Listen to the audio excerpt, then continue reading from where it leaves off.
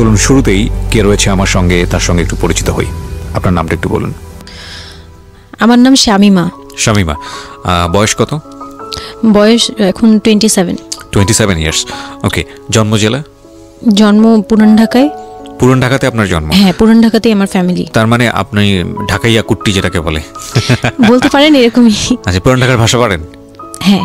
ওকে, ঠিক আছে, আপনি যে ভাষাতে যেভাবে বলতে কমফোর্ট ফিল করেন সেভাবেই বলবেন। তো আমাদের এই যে অনুষ্ঠানটি জীবন গল্প, এটা নিশ্চয়ই আপনি শুনেছেন এর আগে? হ্যাঁ, শুনেছি। ওকে, ঠিক আছে, তাহলে আপনার আইডিয়া আছে। জি বলুন, আপনি কি গল্প আজকে আমাদেরকে শোনাতে এসেছেন? আমি আমার ছোটবেলা থেকে মানে জন্ম থেকেই শুরু করতে চাচ্ছি। জি শিওর।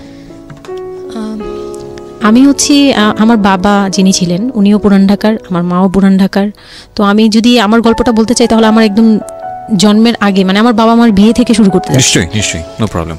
তো আমার বাবা ছিলেন একজন ব্যবসায়ী পুরান ঢাকার। আচ্ছা। আর আমার মানে পাশাপাশি উনি হোমিওপ্যাথিক ডাক্তারও ছিলেন। ওকে। তো খুব ভালো একজন মানুষ ছিলেন। আর আমার আম্মু ছিলেন জমিদার, মানে জমিদার টাইপের, পুরান ঢাকায় লাইক জমিদার যেরকম থাকে আর কি, জমিদার বাড়ির এক মেয়ে ছিলেন। মানে পুরান এমন কি ছিল যে আগের পিতামহ বা প্রপিতামহ যেটাকে বলি জমিদার ছিল, এরকম এরকম মানে আমার নানাই ছিলেন জমিদার। ওই এলাকার সব বিচার সালিশ উনি করতেন, প্রভাবশালী খুব। তো ওই দিক থেকে আমার বাবা তো বিয়ের প্রস্তাব দেয়নি, মানে ফ্যামিলি থেকেই। আমার বাবার আবার একটা বিয়ে করেছিলেন আরো 8 বছর আগে আমার আম্মুকে বিয়ে করার, ওটা ছিল লাভ ম্যারেজ। তো আব্বু আর ওই বড় আম্মু একসাথে পড়াশোনা করতেন, ওই দিক থেকে দুজন পরিচয় হয়ে বিয়ে হয়েছিল। কিন্তু 1.5 বছর পরে আমার ওই বড় আম্মু মারা যায়, অসুস্থ হয়ে মারা যান। তারপর আমার আব্বু আর বিয়ে করবেন না এরকম বলেছিলেন যে আর বিয়ে করব না। তারপর প্রায় 8 বছর পরে আমার দাদু আর ফুপ্পিরা মিলে মানে আমার আম্মুকে চুজ করে তারপর বউ করে নিয়ে আসেন। তো আমার আম্মু খুব অসুস্থ থাকতেন প্রায়, আমার আম্মু একটু ফিজিক্যালি একটু দুর্বল।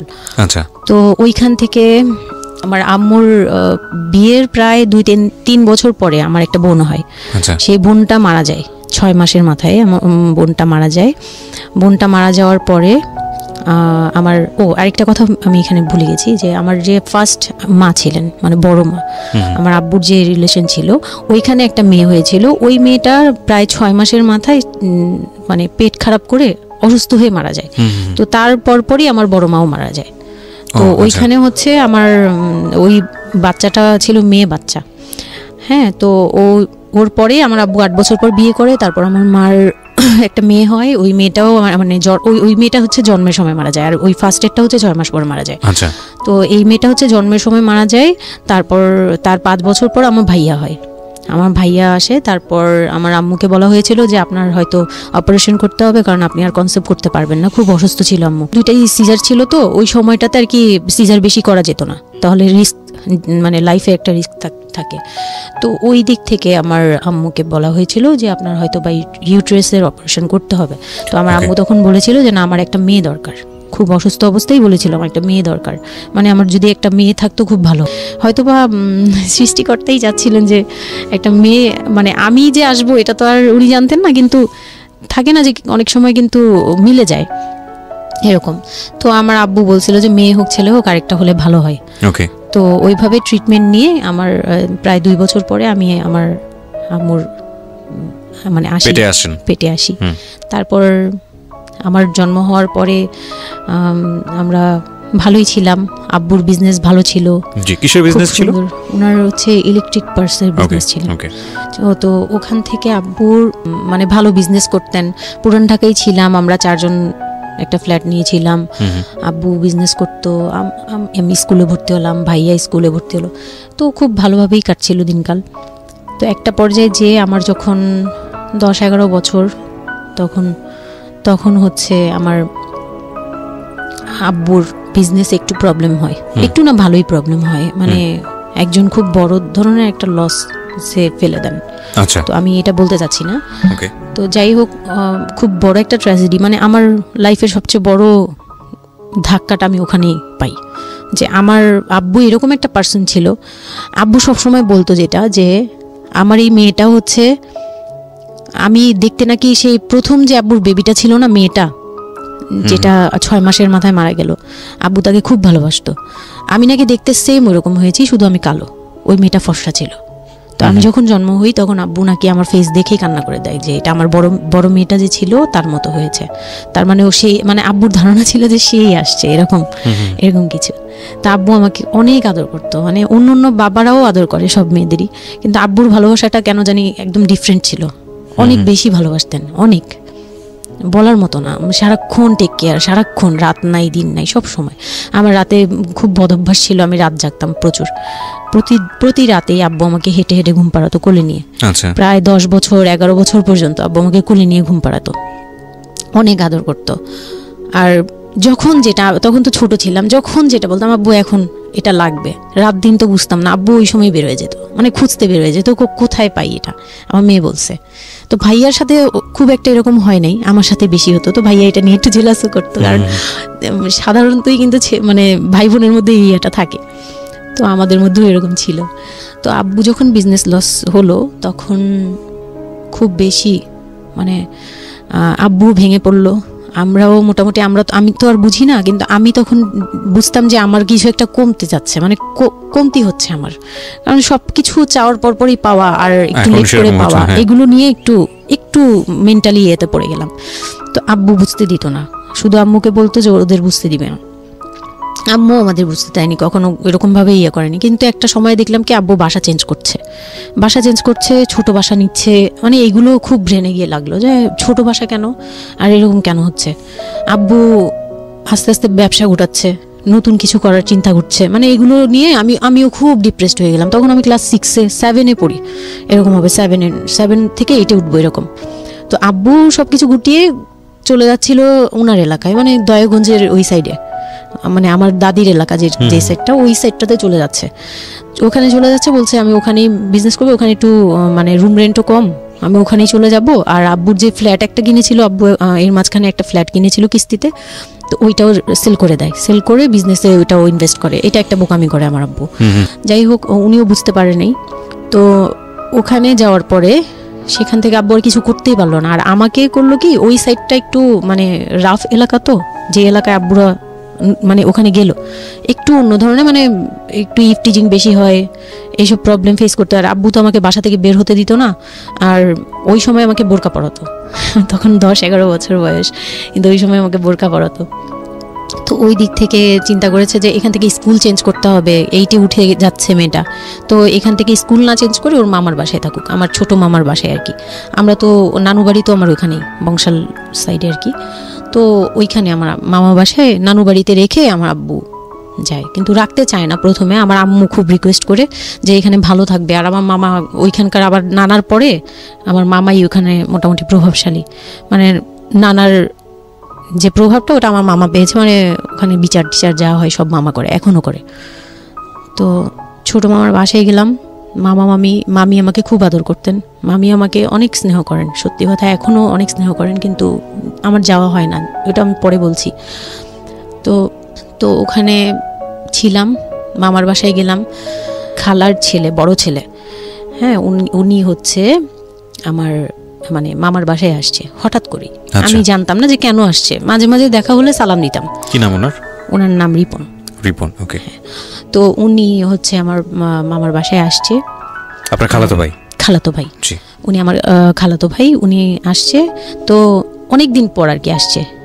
আমি তখন 9-এ পড়ি, পহেলা বৈশাখ ছিল, আমি 8 থেকে 9-এ উঠে গেছি, পহেলা বৈশাখ। তো ওই সময়টাতে তাকে দেখলাম যে সে আমাদের বাসায়। রিপন? হ্যাঁ। তো আমি সালাম দিলাম, ভাইয়া কেমন আছেন, কারণ উনি আমাদের অনেক সিনিয়র। আপনি তখন ক্লাস 9-এ পড়েন? হ্যাঁ, 8 থেকে 9 আর কি। 8 থেকে 9, ওকে। হ্যাঁ। তো ওই সময় আমি দেখে বললাম, ভাইয়া কেমন আছেন, চা খাবেন? তো আমার মামা বললো, হ্যাঁ চা বানিয়ে নিয়ে আসো। তো আমি গিয়ে পরে শুনি যে আমার মামাতো ভাই আমাকে বলতেছে যে আমার মামাতো ভাই আবার আমার একদম মানে আপন ভাইয়ের চেয়েও বেশি বলবো, কারণ ওর সাথে আমি সব কিছু, মানে ও আর আমি একসাথে বড় হয়েছি, কখনো মনে হয়নি যে এটা আমার মামাতো ভাই, নিজের ভাই মনে হতো। তো আমার বলতেছে যে তুই তো এখন আন্টি হয়ে যাবি, মানে দুষ্টুমি করতেছে যে তুই তো এখন বড় ভাবি হয়ে যাবি, হ্যান তেন। আমি বলি কেন? বলে রিপন ভাই না তোরে বিয়ে করতে চায়। তো আমি খুব হেসে দিলাম, মানে আমি বলতেছি যে দুষ্টামি করতেছে, এরকম ভাবছিলাম যে মনে হয় ফান করছে। আমি ওর সাথে আবার কতক্ষণ চিল্লাচিল্লি যাই, উল্টাপাল্টা কথা বলিস কেন এই সেই। তো এগুলা নিয়ে ওরা সবাই মিলে আমার সাথে বলতেছে, বলে কি কেমন কথা বলো। উনি বয়সে কত বড় ছিল আপনার থেকে? আমার তখন 13 আর উনার তখন ধরেন 37।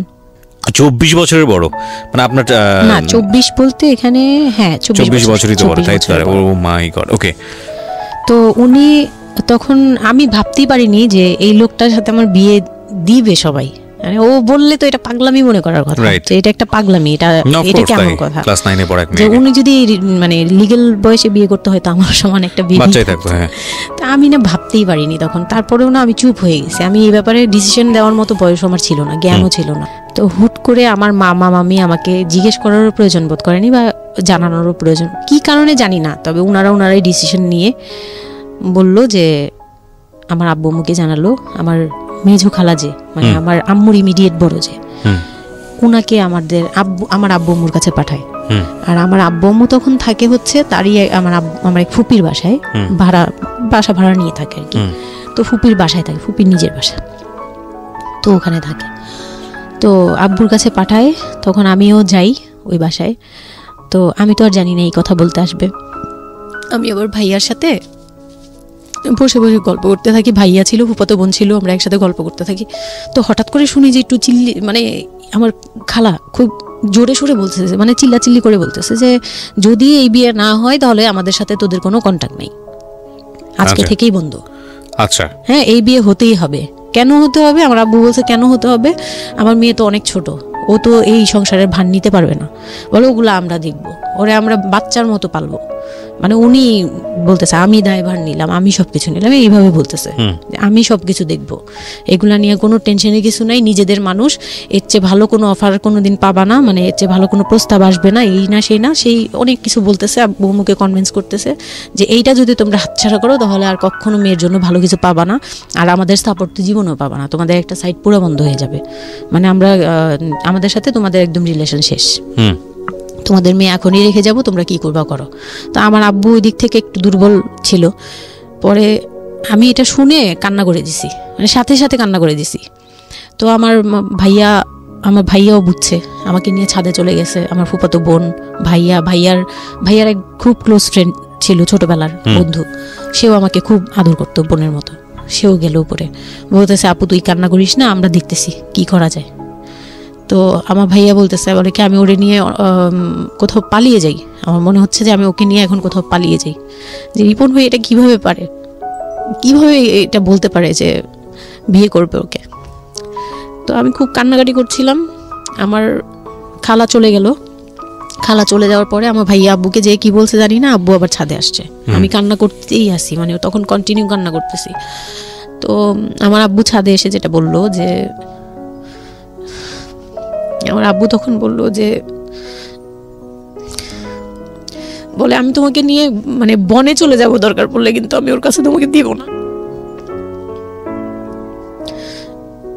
তো আমি দেখলাম যে আব্বু ফিজিক্যালি, মেন্টালি, আর্থিকভাবে সব দিক থেকে দুর্বল, এখন আমাকে নিয়ে যদি বের হয় সে পারবে না, এটুকু বুঝলাম, তার দ্বারা সম্ভব না এটা।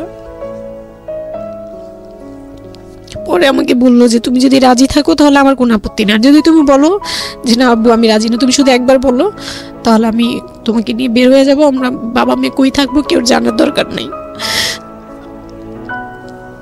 আপনার মার কি ভূমিকা ছিল এই সময়?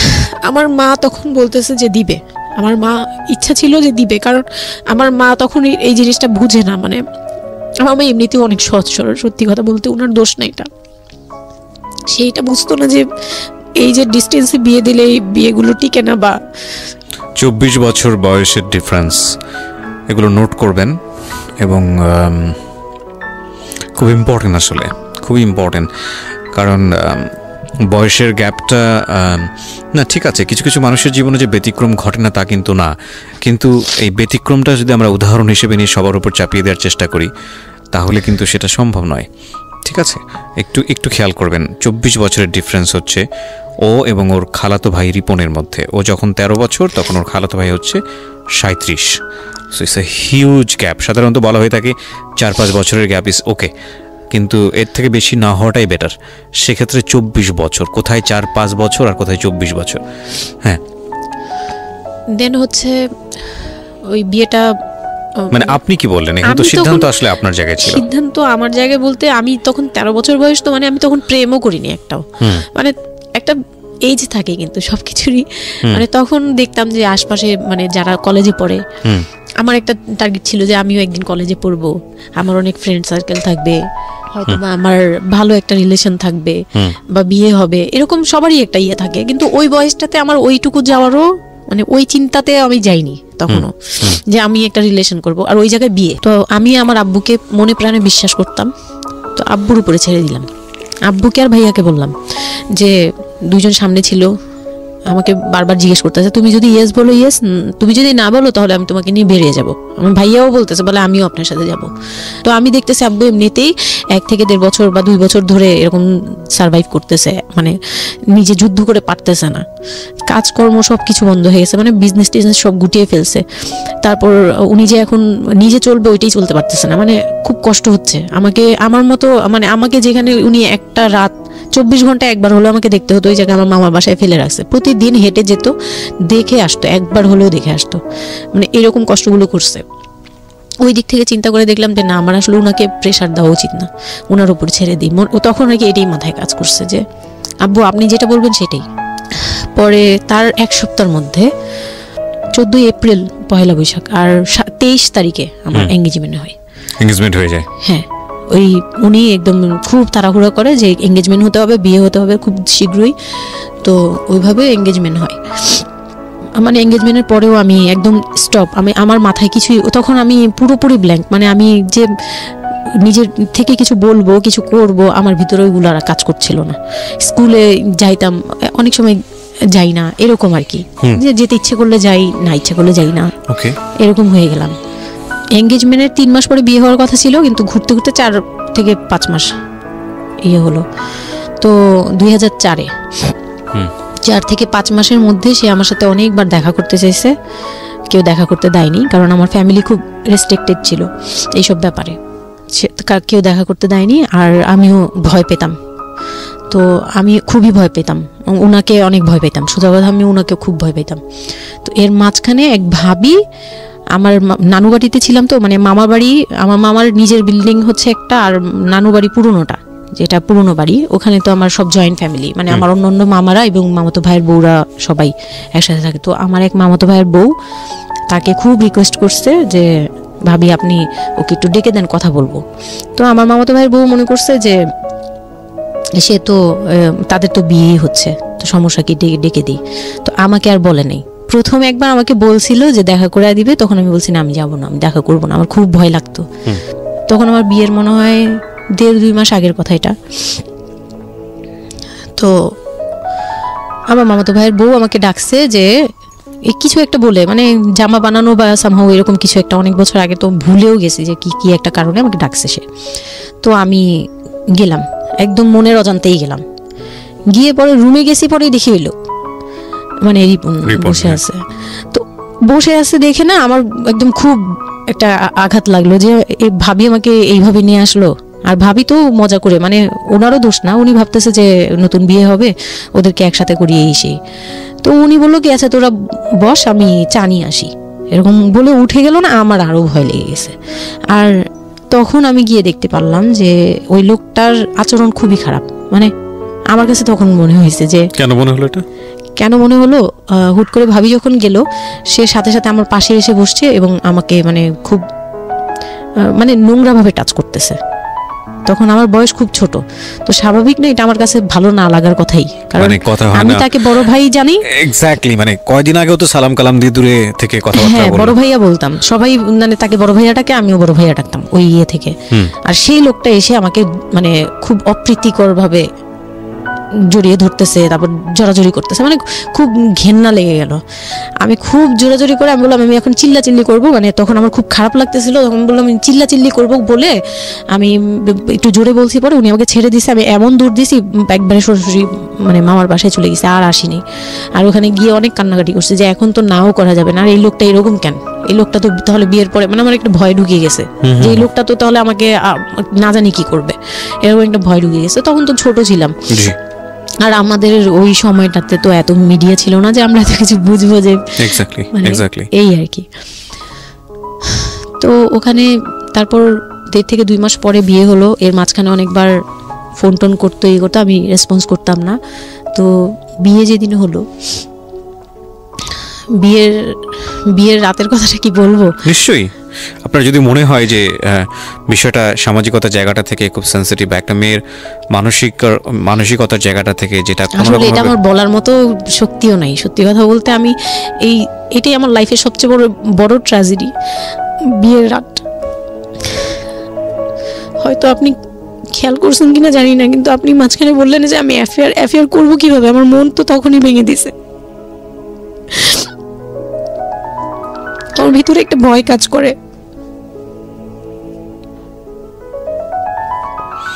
কি হয়েছিল আমি জানি, আপনি খুব সুন্দর করে বলছেন গল্প, আপনি আপনার মতো করেই বলবেন, আমরা আসলে মূল মেসেজটাই পেতে চাই।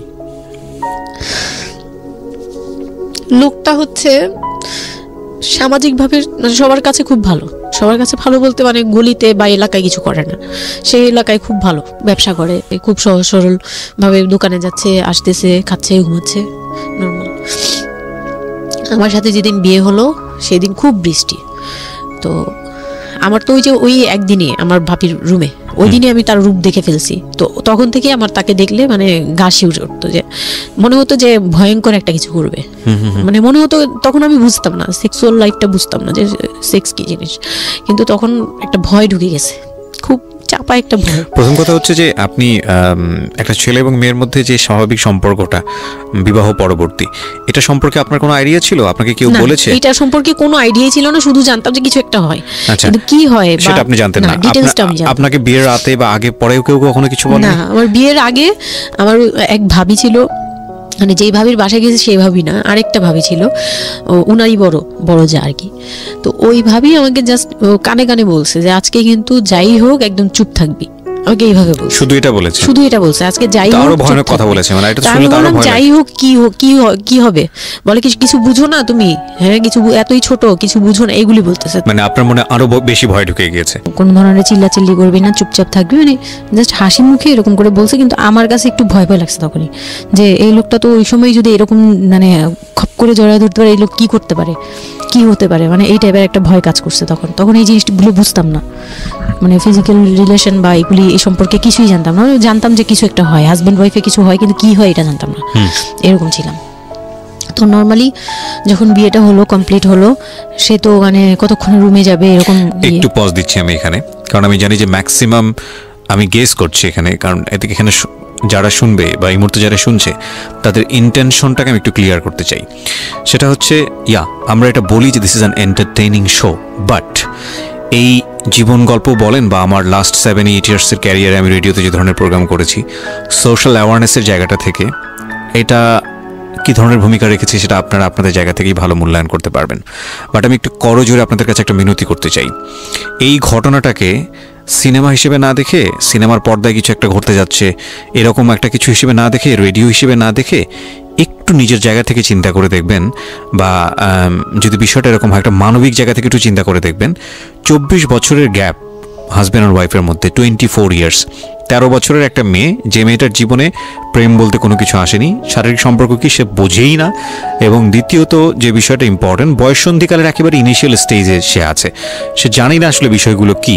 আর 37 বছর মানে হচ্ছে আমাদের পার্সপেক্টিভ থেকে, আমাদের সামাজিকতার জায়গা থেকে একটা ছেলে যখন একদম এই সমস্ত স্টেজ, প্রেম বলেন, শারীরিক সম্পর্ক বলেন বা অন্যান্য যে বিষয়গুলো আছে সেগুলো বলেন, সেগুলো অতিক্রম করে মোটামুটি বৈষয়িক হয়ে গেছে। বৈষয়িক বলতে আমি যেটা বোঝাচ্ছি, এই জীবনে এসে দায়িত্ব ছাড়া অন্য কোনো কিছু থাকে না 37 কিংবা 40 বছরের পর থেকে, এরকম একটা স্টেজে আছে। তার মানে ওদের মধ্যে মেন্টাল ম্যাচিংয়ের কত বড় একটা গ্যাপ। সেই জায়গাটা থেকে ছেলেটা যদি মেয়েটাকে বুঝতে না চেষ্টা করে, বিশেষ করে ছেলের দায়িত্ব, কারণ যেহেতু সে সিনিয়র, যদি বুঝতে না চেষ্টা করে, তাহলে এটা কতটা অমানবিক এবং কতটা পাশবিক, কতটা ভয়ঙ্কর হতে পারে মেয়েটার জায়গাটা থেকে, এটা একটু চিন্তা করবেন। সো বিশেষ করে যারা বাসরাত বিষয়টাকে মাথায় রাখছেন, তাদেরকে আমি বলবো প্লিজ থিঙ্ক লাইক দিস। হ্যাঁ, এখানে একটু মানবিক হওয়া প্রয়োজন। এখানে যদি আমরা শুধু এন্টারটেনমেন্ট হিসেবে বিষয়টাকে নিই, তাহলে আমি আসলে যে কারণে এই বিষয়টা আনতে চাচ্ছি সেই মেসেজটা ক্লিয়ার হবে না। Okay, so please feel the story actually. তারপর বিয়ের দিন যেটা আর কি, রাতের বেলা সবাই আমাকে নিয়ে আসলো বাড়িতে, মানে ওনাদের বাসায়।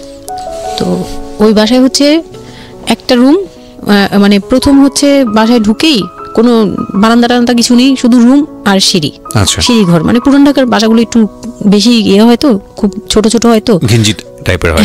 আমি একসময় জিএসআরসিতে কাজ করতাম, আমার ফার্স্ট জব ছিল ওটা, আমি সার্ভে করেছিলাম পুরান ঢাকায়, সেটাই আমার প্রথম পুরান ঢাকায় যাওয়া, এবং আমার কাছে মনে হয়েছিল যে আমি কোথায় এসেছি। অনেক ঘিঞ্জি ভাইয়া, এখন নাই। পুরান ঢাকা নিয়ে অনেকেই অনেক কিছু বলেন, কারণ ঢাকায় যারা, তাদের কাছে পুরান ঢাকাটা একটা নস্টালজিক জায়গা। আমি তো আর ঢাকায় বড় হইনি, সো আমার কাছে ঢাকা, আমি যখন ঢাকায় প্রথম পাড়া দিয়ে যখন পাবলিক বাসে উঠেছিলাম, তখন আমার কাছে মনে হচ্ছে আল্লাহ আমি কোথায় আসলাম, এই জায়গায় আমি কেন আসলাম। তো নর্মালি হচ্ছে ঢাকা এরকম।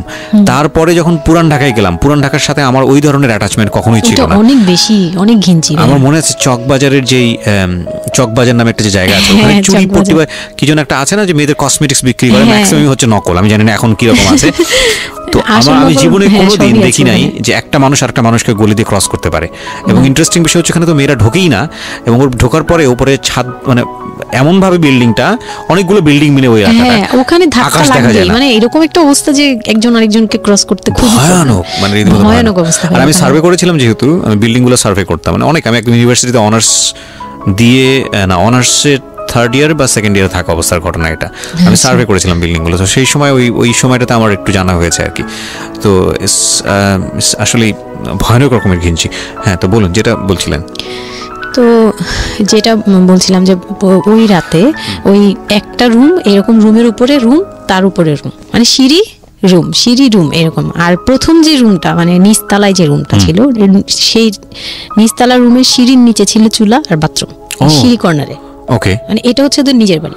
ওকে, এইটুকুই ছিল। মানে তিনটা রুম, মানে হচ্ছে হলো এক ধরনের বিল্ডিং, একটা বিল্ডিং, একতলা দুতলা তিনতলা এরকম বিল্ডিং, বা তিনটা রুম। হ্যাঁ, তিনতলা বিল্ডিং, কিন্তু সিঁড়ি আর রুম, সিঁড়ি আর রুম, মানে কত অল্প জায়গার মধ্যে এই জিনিসটা ম্যানেজ করেছে। হ্যাঁ, আমি পরে শুনেছি যে এটা আধা কাঠারও নিচে, আধা কাঠার নিচে, ওই 1 শতক বা হাফ শতক জমি যেটাকে বলে। হ্যাঁ হ্যাঁ, শুধু একটা রুম আর সিঁড়ি, এইটুকু।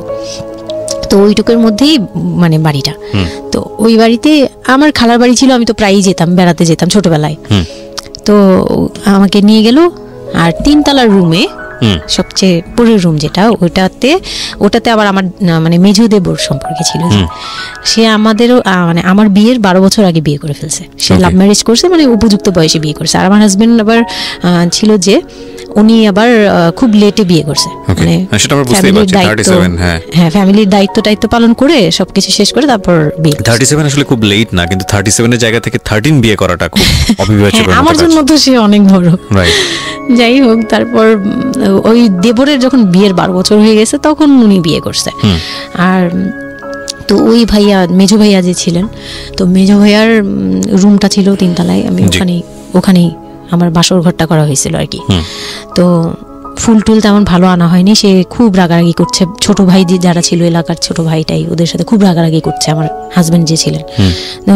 এটা কোনো ঘর সাজানো হলো, এই সেই বলে টলে বলতেছে, এখন তোমরা বের হও, অনেক হয়েছে, এখন তোমরা যাও, মানে খুব রাগারাগি করতেছে। তো আমি রাগ দেখে আরো ভয় পেয়ে গেছি প্রথম রাত। তারপর আবার আমি মানে এই অবস্থায় আসছি, বউ হয়ে আসছি, আমার শরীরে ভারী গহনা, শাড়ি টাড়ি, মানে আমি এগুলোর ওজন নিতে পারছি না। 4-5 ঘন্টা হয়ে গেছে আমাকে এগুলো পরায় রাখা হয়েছে, ভারী মেকআপ দেওয়া হয়েছে, আমি এগুলো কখনো ইউজ করিনি ফার্স্ট লাইফে। মানে আমি দেবীর মতো সেজে বসে আছি, এরকম একটা ইয়ে। তো খুব ভয়েও কাজ করছে, নার্ভাসনেস। তারপর এখন কি হবে, সবাই বের হয়ে গেলে কি হবে, এটা একটা টেনশন। আর শুধু মানে কেমন জানি একটা ফিল, যেটা সাধারণত নরমালি হওয়া উচিত একটা ছেলে এবং একটা মেয়ের জায়গাটা থেকে। এটা হচ্ছে জীবনের সবচাইতে সুন্দরতম মুহূর্তের একটা, রাইট? আমরা সেটাই চিন্তা করি না। একটা মেয়ের জীবনে স্বপ্ন থাকে তার একটা বাসরাত কিংবা ফুলসজ্জার রাত, আমরা যেটাই বলি সেটা নিয়ে। একটা ছেলের জীবনেও নিশ্চয়ই থাকে, এবং সেটা চমৎকার হয়ে সারা জীবন স্মৃতি হয়ে থাকুক, এরকম কিছু একটা থাকে। এবং সেখানে বিষয়টা যদি এরকম হয় যে একটা মেয়ের জীবনে আতঙ্কের রাত এবং ভয়ানক রকম আতঙ্কের, সবচেয়ে বড় আতঙ্কের রাত ছিল ওটা, তাহলে আপনি চিন্তা করে দেখতে পারেন। এবং সেটাকে যারা আজকে এই রেডিও যারা শুনে, যারা এটাকে এন্টারটেনমেন্ট হিসেবে নিচ্ছেন, তাদের জায়গা থেকে আমি বলতে পারি যে এখানে নিজেরও কিন্তু একটা পরিচয়ের বিষয় আছে। হ্যাঁ, মানে নিজের পরিচয়টা নিজের কাছে কি দিচ্ছেন একটু চিন্তা করে দেখেন। ঘটনার ভেতরে ঢোকার চেষ্টা করুন, এই মেয়েটার মানবিক অনুভূতিটাকে জানার চেষ্টা করুন, অন্য কিছু নয় প্লিজ। কজ আমরা আমাদের সামাজিকতার জায়গাটা থেকে মেয়েদের এই বিষয়গুলোকে উইথড্র করে বা না ভেবে তাদেরকে কখনো কখনো সারা জীবনটা ধ্বংসের দিকে ঠেলে দিই। হয়তো মেয়েটার ক্ষেত্রে এরকমই কিছু হয়েছে, আমরা একটু সামনের দিকে আগাবো। জি, তারপর উনি আমাকে, আমি তখন শাড়ি টাড়ি পরা, গহনা পরা, তো খুব নর্মালি সবাই চলে গেল পরে খুব নর্মালি আমাকে বলতেছে যে ড্রেসটা চেঞ্জ করো, শাড়িটা চেঞ্জ করো, গহনা টহনা চেঞ্জ করো। তো আমি আমার লাগেজ থেকে একটা 3 পিস নিলাম, ওই 3 পিসটা নিয়ে ওয়াশরুমে চলে গেলাম। ওয়াশরুম বলতে ওই যে উপরের রুমেই একটা ওয়াশরুম আছে, আর নিচের রুমে মানে উপরের রুমে তো আর সিঁড়ি ঘর নাই, সিঁড়ি ঘরটাতেই একটা ওয়াশরুম ছিল, ছোট্ট একটা টয়লেট ছিল। ওইটাতে গিয়ে আমি চেঞ্জ করলাম খুব কষ্টে, চেঞ্জ করে তারপর মুখের মেকআপ টেকআপ এগুলো ওয়াশ করে আসলাম। তারপর আসার পরে উনি বলতেছে উজু করে আসো। হ্যাঁ, তো আমি উজু করলাম, উনি উজু করছে করে, মানে প্রথম রাতে নাকি নামাজ পড়তে হয় সবাই বলে দিছে, তো ওই নামাজ পড়লো আমাকে নিয়ে। নামাজ পড়ার পরে বেডে গেলাম, মানে আমি বিছানায় যে বসলাম, খুব ভয়ে ভয়ে আছি যে কি বলবে কি করবে জানি না।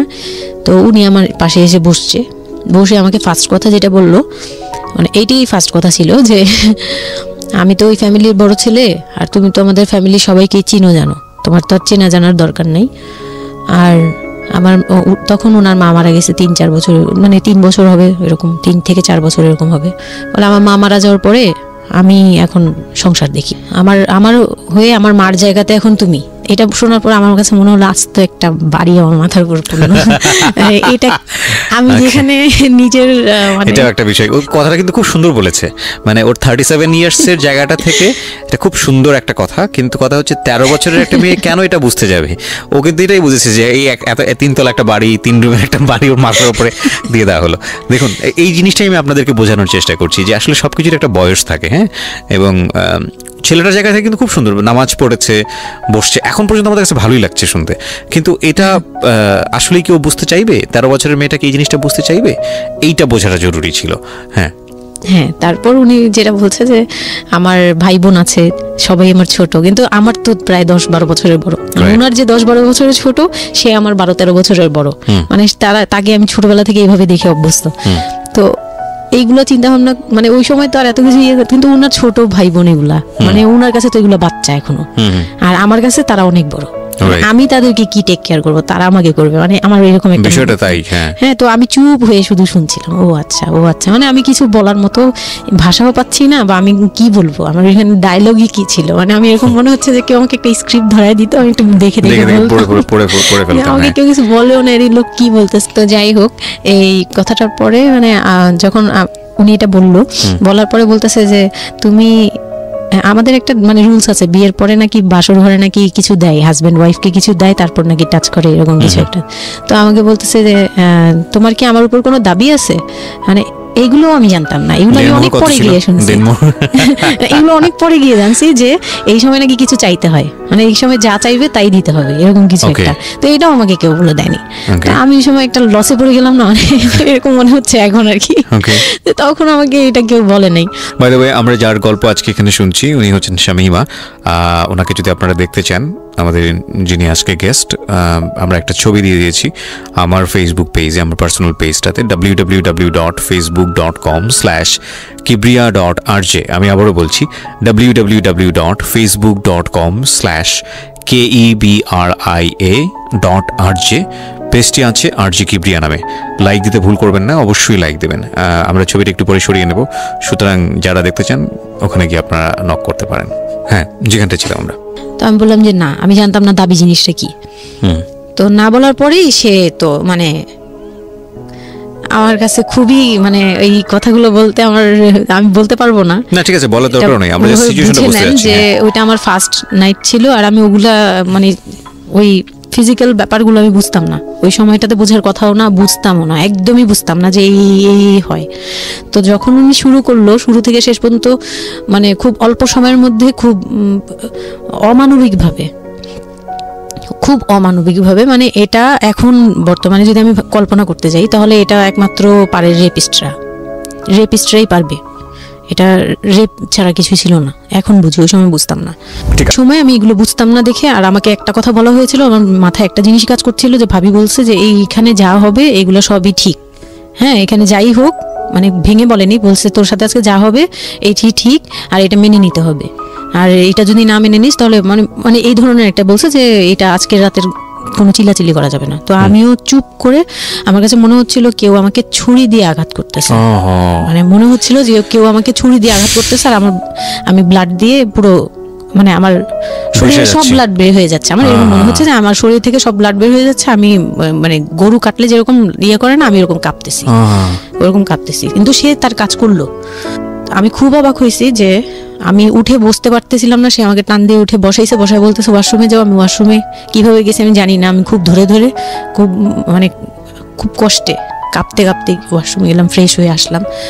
আসার পর আমি খুব কষ্টে, যে আমি যখন বিছানায় মানে ঘুমাতে যাব তখন আবার মাই গুডনেস, এরকম করে সে সারা রাতে, মানে রাত 3টা থেকে ভোর সকাল 8টা পর্যন্ত 4 বার আমার সাথে এইরকম করলো। আমি আর সকালে উঠতে পারি না, মানে আমি উঠে বসতে পারি না। তারপর 2-3 দিন কি হয়েছে আমার মাথায় নেই, মানে আমি এখন আর এটা বলতে পারবো না, কারণ আমি পুরো সেন্সলেস ছিলাম, আর ওনারে দেখলেই আমার ভয় লাগতো।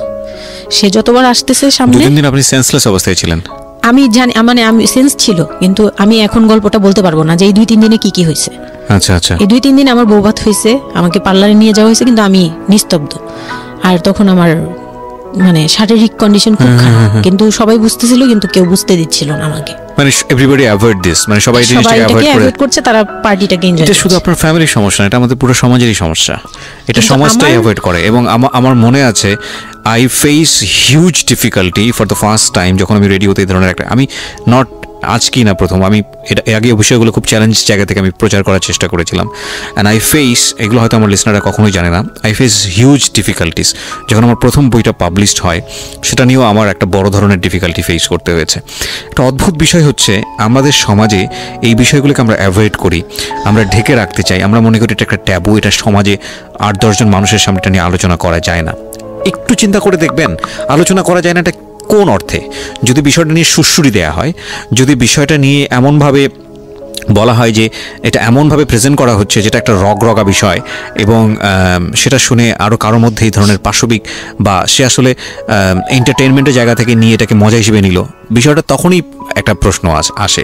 কিন্তু যদি বিষয়টা লেসনের জায়গা থেকে আসে, একটা সামাজিক শিক্ষার জায়গা থেকে আসে, যে একটা পুরুষ, সে 37 বছর বয়স, সেটা আমিও হতে পারি, আপনিও হতে পারি, বা যে ছেলেটা ওনার জীবনে এসছে সে তো হয়েছেই, যে তারা যেন কখনো এরকম অমানবিক না হয়। এবং নট অনলি দিস, একটা মেয়ে যখন 13 বছরের থাকে, তাকে পরিবারের এত বড় সাপোর্টের জায়গা থেকে বাবা এত ভালোবাসতো, তার জায়গাটা থেকেও কোনো একটা সাময়িক সমস্যার সমাধান করবার জন্য, বা যাই হোক না কেন, শেষ পর্যন্ত যে রাজি হয়েছে, এরকম এক ধরনের, এটা তো জবাই করা আমি বলবো, যে একটা মেয়েকে শুধু শারীরিকভাবে হয়তো সে যেই প্রবলেমটা ফেস করেছে ওই রাতে, সেটা হয়তো সে ধীরে ধীরে রিকভার করবে, কিন্তু সারা জীবনের জন্যে সে যে মেন্টালি ওই জিনিসটাকে ভয়ানক রকমভাবে একটা বাজে জায়গায় বাজেভাবে চিন্তা করা শুরু করলো মানুষের জৈবিক চাহিদার জায়গাটাতে, এটা তো একটা মানুষের থিঙ্কিংটাকে জবাই করে দেয়া, তাই না?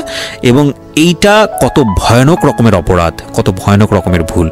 এবং আমাদের এই জায়গাটাতে আমাদের অনেক বেশি পরিমাণে বড় যারা আছি, সিনিয়র যারা আছি, তাদের বোঝা উচিত। প্রথম কথা হচ্ছে, লিগেলি যদি আমি বলি, তাহলে বিয়েটা বৈধ ছিল না, কারণ সরকার কিন্তু আমরা যতদূর জানি যে 18 নিচে বিয়ে দেওয়াকে পারমিট করে না। দ্বিতীয় কথা হচ্ছে যে মানসিকভাবে সে পরিপক্ক ছিল না। তৃতীয় কথা হচ্ছে যে যদিও বা বিয়েটা হলো, তাহলে তাকে যে একটি প্রপার এডুকেশন দেয়া, যে এই বিষয়টা হচ্ছে এরকম, প্রপারভাবে বড় করা, প্রপারভাবে নার্সার করা, সেটার মারাত্মক রকমের অভাব ছিল। ঘটনা এখানে শেষ হয়ে যায় নাই, ঘটনা কিন্তু এখানে শুরু হলো। কারণ বাংলাদেশের অনেক মেয়ের জীবনে এরকম দুর্ধর্ষ রাত আসে, এবং এই রাতগুলো সারাটা জীবনের জন্যে তাকে বেদনার স্মৃতি, তাকে সারাটা জীবনের জন্য একটা ভয়ঙ্কর রকমের মোমেন্টের মধ্য দিয়ে নিয়ে যায়। আমরা এগুলো নিয়ে কথা বলতে পছন্দ করি না, আমরা এগুলো নিয়ে কথা বলি না, আমরা এগুলোকে নিয়ে কথা বলাটা একটা সামাজিক জায়গা থেকে ট্যাবু মনে করি। এই ট্যাবুর ধাক্কায় কত কত মেয়ের জীবন, কত কত মানুষের জীবন, কত কত সংসার জীবন নরকে পরিণত হয়েছে, সে খবর অনেকেই আমরা রাখি না, রাখার প্রয়োজনও মনে করি না। But this is a very important issue, that's why I am discussing on this. Okay, বলুন আপনি। তারপর যেটা হচ্ছিল যে মানে ওই রাতের পর থেকে মানে ওই লোকটাকে আমার শুধুই দায়িত্ব মনে হয়েছে। মানে আমার কাছে মনে হতো যে এটা আমার দায়িত্ব, যে উনার বাসায় আমার থাকতে হবে, আর উনার সাথে থাকলে আমার এরকম করতে হবে। You feel like this, right? আপনি এই ঘটনা ঘটার পরে কি আপনি কারোর সাথে ডিসকাস করার সুযোগ পাননি যে না, আমি এরকম ক্লোজ কেউ ছিল না যে আপনার সাথে এরকম একটা বাজে ঘটনা ঘটছে, বা আপনি এটাকে রিকভার করতে পারছেন না মেন্টালি, বা আপনার সাথে যার বিয়ে হলো তাকেও বলতে পারছেন না যে আমার এইসব জিনিসগুলো? না, আমি উনাকে ভালোভাবে নিতেই পারছিলাম না। সোজা কথা, আমি উনার সাথে কোনো কিছু ডিসকাস করতাম না, বা অনেক পরে গিয়ে যখন ডিসকাস করেছি তখন উনি আমাকে উল্টাপাল্টা বুঝ দিয়েছে, মানে অনেক পরের সময়টাতে। হ্যাঁ, বাট ইট হ্যাপেন্স রেগুলারলি, না র্যান্ডমলি এই জিনিসগুলো হয়ে যাচ্ছিল আপনার সাথে? হ্যাঁ, প্রায় মাস থেকে 2-3 মাস এরকম হলো। তারপর মানে এটা আমি বলি যে প্রথম তো 4-5 দিন তো রেগুলার হলো, তারপর আমার ব্লিডিং অফ হচ্ছিল না, আমার কন্টিনিউ হচ্ছিল ব্লিডিং। তো এক সময় যে ওই ব্লিডিংয়ের মধ্যেও তিনি অনেক বাজে ইয়ে করেছে। তো ওর পরে আমি বাসায় যেতে চাইলে বাসায় যেতে দিত না, এভাবে ইয়ে করে ফেললো। আর ফ্যামিলিগত যে ব্যাপারটা ছিল, যে আমার ফ্যামিলিতে তখন আমার আব্বু তো তখন একদম মানে ফিনান্সিয়ালি খুব উইক ছিল। তো বিয়ের পরে কিছু ফর্মালিটি থাকে, পুরান ঢাকার কিছু রুলস আছে যে বিয়ের পরে মেয়েদের প্রতি সপ্তাহে সপ্তাহে দেখতে যাওয়া, এটা সেটা পাঠানো, প্রতি সিজনে সিজনে এটা করা, এগুলো ব্যাপারে কেউ কনসার্ন ছিল না। মানে তখন মানে আমার ফ্যামিলির কেউ এরকম অ্যাক্টিভ ছিল না, মানে ছিল কিন্তু কেউ কেয়ার করেন। তারপর হচ্ছে এরকম করে আমার সময়গুলো কাটতে লাগলো। তো সবচেয়ে বড় কথা হচ্ছে আমার যে হাজবেন্ড ছিল রিপন, উনি আমার বাবার দোকানে কাজ করতো একটা সময়। ওইটা হচ্ছে প্রায় আরো মানে আমার জন্মের সময় বা আমার জন্মেরও আগে। হ্যাঁ, তখন নতুন নতুন আর কি কাজ শেখার জন্য আমার আব্বুর দোকানে ঢুকছে এরকম। তো আমার আব্বু তাকে ক্যাশ বুঝিয়ে দিয়েছিলেন নাকি, তখন নাকি ক্যাশ দিত। তো আমি একটু যখন 2-3 বছরের, তখন উনি দোকান থেকে বের হয়ে নিজে ব্যবসা দিয়েছে, ওখান থেকে তিনি ইমপ্রুভ করছে। তো ওখান থেকে শুরু। আর আমাকে যখন বিয়ে দিছে, মানে আমার যখন বিয়ে হয়েছে, তো ওই রিপন যিনি, ওনার উদ্দেশ্য ছিল যে আমি আমার নানু বাড়ির অংশ পাবো, মানে সম্পদ। আমার নানু বাড়ি খুব বিশাল, মানে বললামই তো যে খুব বিরাট একটা অংশ। আর ওনাদের যে অংশটা ছিল সেটা অনেক আগেই নেওয়া হয়ে গেছে। মানে ওনার দাদা বাড়ি যেটাতে ওনারা ছিল 3 রুম, ওই যে ছোট ছোট 3টা রুম উপরে ওই বিল্ডিংটা তোলার পরে আমার মামা ওই অংশটা কেটে রাখছে, মানে আমার মামা রেখে দিয়েছে। আর আমাদের যে অংশটা ছিল তার লোকটা ছিল যে ওই বাড়িতে আমি একটা রুম হলেও পাবো। হ্যাঁ, তো আমার আম্মু তো আর ওটা নেয়নি। তো আমার হাজবেন্ডের ইয়েটা ছিল, টার্গেটটা ছিল যে ওই বাসায় একটা রুম হলেও পাবে। আর পুরান ঢাকায় একটা রুম মানে অনেক কিছু, মানে ওখানে তো প্রায় 1 কোটি টাকা দাম কাঠা। তো একটা রুম মানে 1 কাঠা না হোক, আধা কাঠা হোক, 50 লাখ টাকা হোক আমার আসবে, এরকম একটা টার্গেট ছিল তার। তো আর বিয়ের সময় তো অনেক কিছু নিয়ে, মানে গহনা টহনা নিয়ে, ফার্নিচার নিয়ে নানান কথা তো শুনতে হয়েছে, ওগুলাও ফেস করছি। মানে খুব পেইনফুল ছিল ওগুলা, কারণ আমি তখন এত কিছু বুঝি না। আমি তখন মাত্র মানে জামা কাপড় বানাই, ঘুরি ফিরি, খাই দেয়, ব্যাস ওই পর্যন্তই। আমি কারো জিনিস নিয়েও মাথা ঘামাই না। ওখানে আমার উপরে প্রেশার আসছে যে আমার ফার্নিচার এমন কেন, আমার গহনা এমন কেন, তুমি বাসায় বলো না কেন, তোমার খাট এখনো আসতেছে না কেন। আমার বিয়ের পর খুব বৃষ্টি ছিল তখন, মানে আমার ফার্নিচার, আমার চাচা ছিল ফার্নিচারের, ওনার বিজনেস। তো আমার চাচার ফ্যাক্টরি থেকেই সবগুলো ফার্নিচার আসবে। তো ওনারা বলতেছে যে জাস্ট একটা কারণেই লেট হচ্ছে, রোদ পাচ্ছি না, রোদ পেলে তারপর কাঠগুলো শুকাবে, তারপরে হ্যাঁ, মানে জয়েন্ট দিলেই এখন এটা ফেটে যাবে, এখন জয়েন্ট দিলে প্রবলেম হবে। এই জিনিসটা ওরা বুঝতেছে না। ওরা বলতেছে কেন দেরি করছে, নাকি ফাঁকিয়ে দিচ্ছে, নানান ধরনের কথা তৈরি করতেছে। আর এই দিক দিয়ে আমি পেইন খাচ্ছি, ওই দিকে এক পেইন, মানে রাতে গিয়ে এক পেইন, দিনের বেলায় পেইন।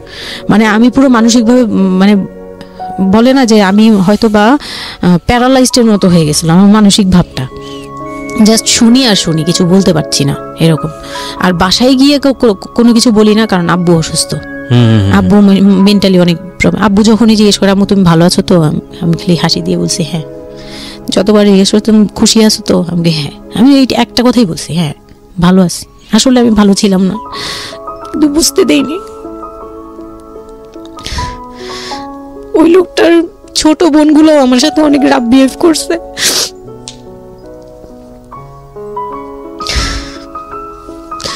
তো অনেক রুডলি আচরণ করেছে। আর ওনার যে ছোট ভাইটা ছিল, মানে আমার যে মেজো ভাই যেটা আর কি, ওনার আগে যেটা বিয়ে করেছে, তো ওনার ওয়াইফ ছিল আমার অনেক বছরের বড়, কারণ জি। তাদের বিয়ে হয়েছিল 12 বছর আগে। আমার বিয়ের 12 বছর আগে তার বিয়ে হয়েছিল। আমি যখন বাড়িতে বেড়াতে আসতাম তখন মানে ভাবি রাতে খাওয়া দাওয়া এরকম, আমি ভাবি বলেই ডাকতাম, কিন্তু সম্পর্কে আমি বড় যা। কিন্তু উনার প্রায় উনাকে আমাকে একসাথে কোথাও দেখলে কেউ বলতো যে তোমার মেয়েটা, মানে এইভাবে বলতো। তো ওই দিক থেকে উনার একটু, এটা জেলাসি বলবো না, এটা হয় আসলে, এটা নর্মাল একটা ব্যাপার। কারণ একটা উনি অনেক এজ হয়ে গেছিল, উনি নিজের জায়গা থেকে নিজেকে একটু দুর্বল মনে করতো। আমাকে এমনিতে সাপোর্টও দিত, আবার অনেক সময় দেখে কিন্তু পেইনও দিত, অনেক পেইন দিত। কিন্তু আমি ওই সময়টাতেই কেন জানি আমি ছোট থেকে এই জিনিসগুলো বুঝতে চেষ্টা করি যে কেউ আমাকে কেন জেলাসি করছে, কারণ তার মধ্যে কোনো দুর্বলতা আছে, আমার ওইটার জন্য মায়া হয়।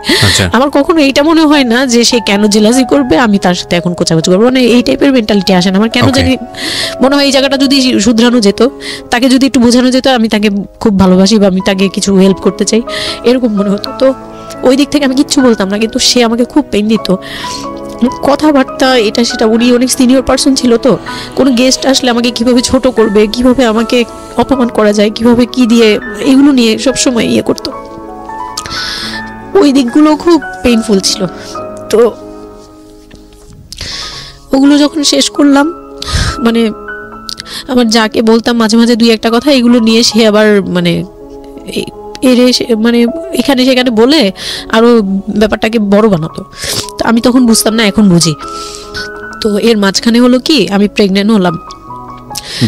না না, বিয়ের 1.5 মাস পরে আমি হচ্ছে কক্সবাজার যাব। আচ্ছা।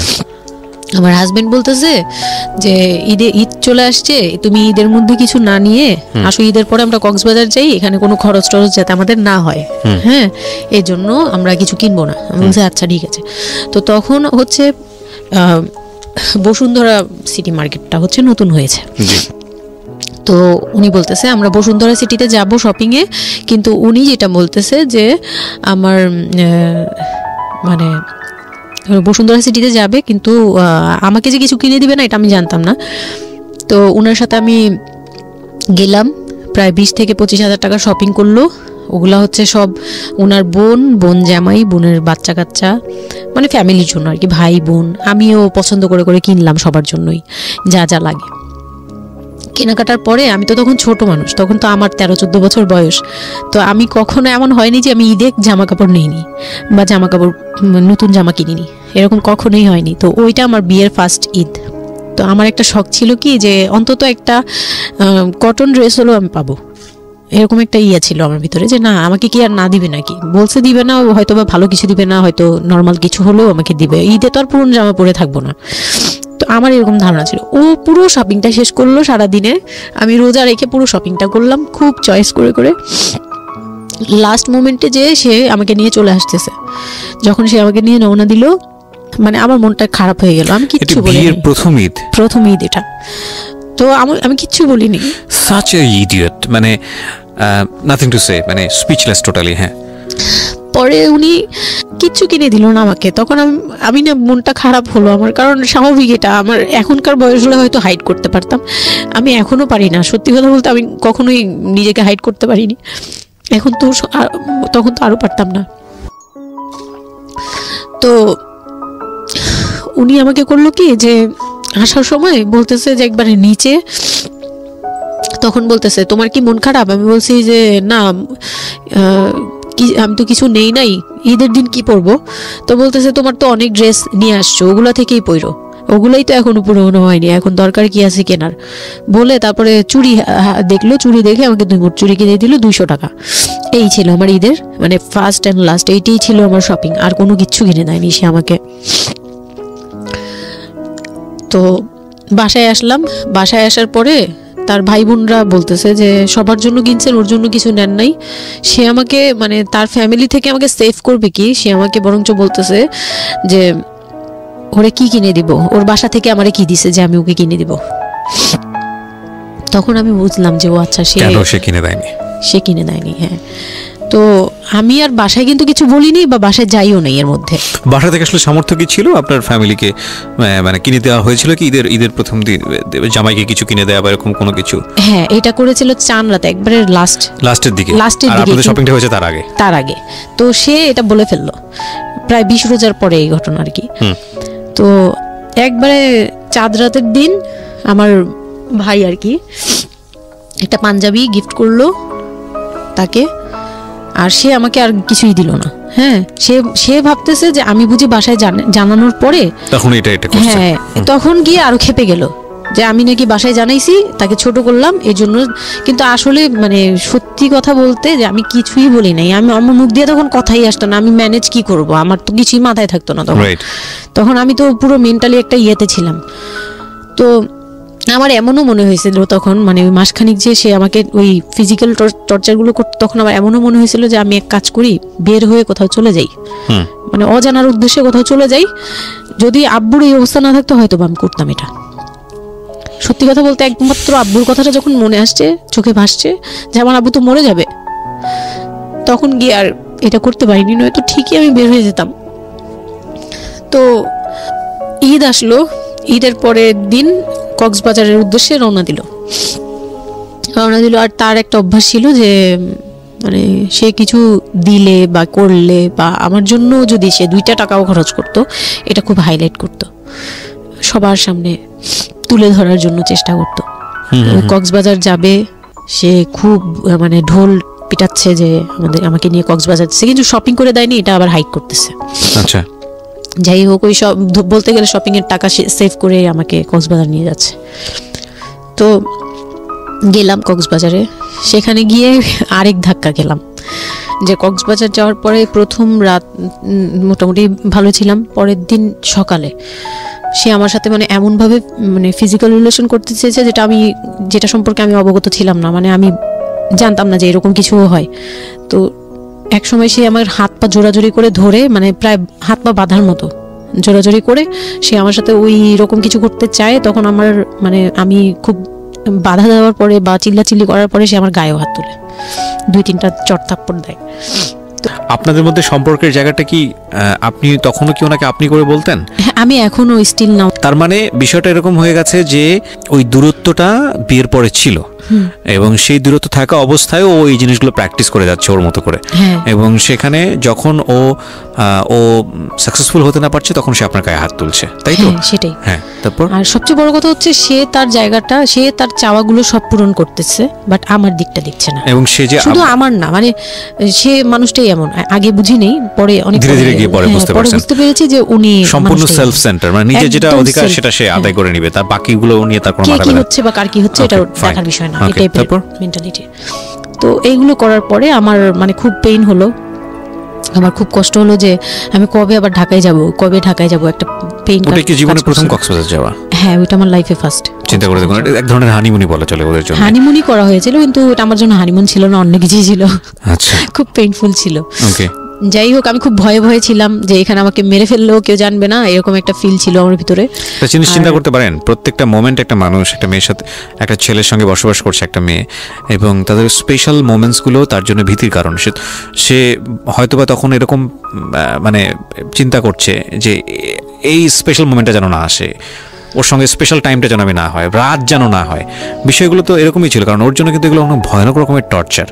হ্যাঁ, তারপর আর আমার সাথে যারা ছিল, মানে ফ্যামিলি তো 2টা গিয়েছি আমরা, মানে আমার হাজবেন্ড আমাকে নিয়ে গেছে, আর হচ্ছে আমার চাচাতো বোনের রিসেন্ট বিয়ে হয়েছিল, চাচাতো বোনের হাজবেন্ড আর চাচাতো বোন, ওরা 2জন গিয়েছে। কিন্তু ওরা ওদের মতো ছিল, আমরা আমাদের মতো ছিলাম, এরকম আর কি।